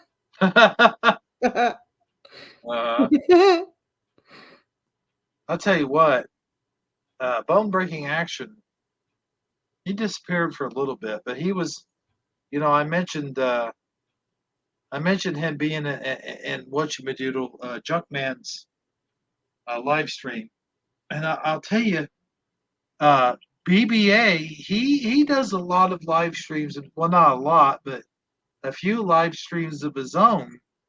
And some of those are kind of interesting. Some of those are kind of derogatory, but I still find them entertaining. Nonetheless, I like the one where he's going to the doctor. I found that to be very entertaining. It's very derogatory, but still entertaining. So if you guys have a chance to check out BBA's live streams, I highly recommend them. Although, if you are against a lot of cursing and that offends you and stuff like that, then probably not. But still, I do recommend them. So, tell you what, Amazon Line, what do you think? I give this room one final shout out. Let's do it to it. Let's do it to it. give that beautiful shout out. That beautiful shout out. All right, let's start from the bottom here, work our way up. We got DD74, bone breaking action where tarantula mobs are real. Philo Fire 3, good old Bear Lamb was here to tell us how it is in Canada. Eddie Von Kuhn with a wrench, confusing me with the other Hebrew, as usual. Michael Fontaine. Michael Fontaine. Michael? How's that? Well, that was for Go Kart Bob. Oh, well, see, there you go. My brain's got people mixed up all over the place. But that's he was next. So That's my brain for you guys. Welcome. well, I don't have to mention him now. Just did. That's great. Nicole Ackerman was here earlier at the top of the hour, or hour at the top of the show. Let's see. Scrolling. Was that it? Is that all the people that have talked here tonight? I think so. I'm scrolling through and I'm looking. Of course, the mass YouTuber was here. Oh yeah, of course. He was giving you Yeah. all kinds of trouble to the show. My goodness. Yeah, He needs to behave himself. And Hebrew's Toy Reviews. I don't know who let that guy in here. Just don't know. Yeah, I think that's it. And don't forget the lurkers. We gotta keep those lurkers in mind. They're in the beautiful lurkers Did you lounge. mention Nicole Ackerman? I did. Okay. Well, yeah, I think we got them all. And of course the lurkers, as you said. That guy's rude, referring to the mass YouTuber. Yes, he is. He's a rude dude with a crude attitude. Yes. Who But needs to be smacked down by that scary ghost? I still recommend you watch him, though. He is entertaining. But yeah, so that about does it for Shifty Sunday. Amazon Line, hit us with your final thoughts, if you would. Well, that about does it. I just want to say I love everyone. And I hope you all have a wonderful week. And for those of you, who aren't having such a great week and having it rough right now, you're in my prayers. And I hope that we will be back next week and have a really great, scary show for everyone. That's about what I got, Hebrew 77. So thank you for tonight's show. I thought we did pretty good. Just stick with this, audience. We will be getting all the technical issues hopefully taken care of this week, work on them, and see what we can get done. Get all those nasty bugs worked out of the system and hopefully have a better week next week. We can share videos because we got to scare people. It's Halloween. Got to do that. So Absolutely. And don't forget those monsters in front of the fridge door. yeah, well, I ain't worried about them. I'm worried about the monsters that are in my closet when I turn out the lights. Well, you had that one incident, with wondering why it was so dark and that darn monster jumped out from in front of the fridge door. Oh, yeah, I did. Yeah, that about scared the clothes off of me. Just saying. Forget my You could shoes. tell that little story next week. Mm-hmm. Well, forget my shoes. I jumped out of my whole clothes. Just saying. I didn't have shoes on, by the way, but yeah, Halloween special ought to be really good. Well, what the heck am I saying? It will be really good. And just before that, we'll do Hebreo's birthday bash on a Tuesday, either Tuesday or Thursday. We'll do something. Maybe Thursday. Thursday would be the best day for that. I don't know. I'll keep you guys posted in the community tab. So be checking out the community tab for that one. And I'd like to thank everybody for showing up. And I'd like to thank you, Amazon Lion, once again for being my lovely co host. Oh, you're more than welcome. And we'll see all you guys next week on another fabulous Shifty Sunday. Not just another Shifty Sunday, but the Halloween special Shifty Sunday. Virtual hugs. Bye, everyone. Good night, everyone. Oh, I forgot to do my sound off. Do do do do.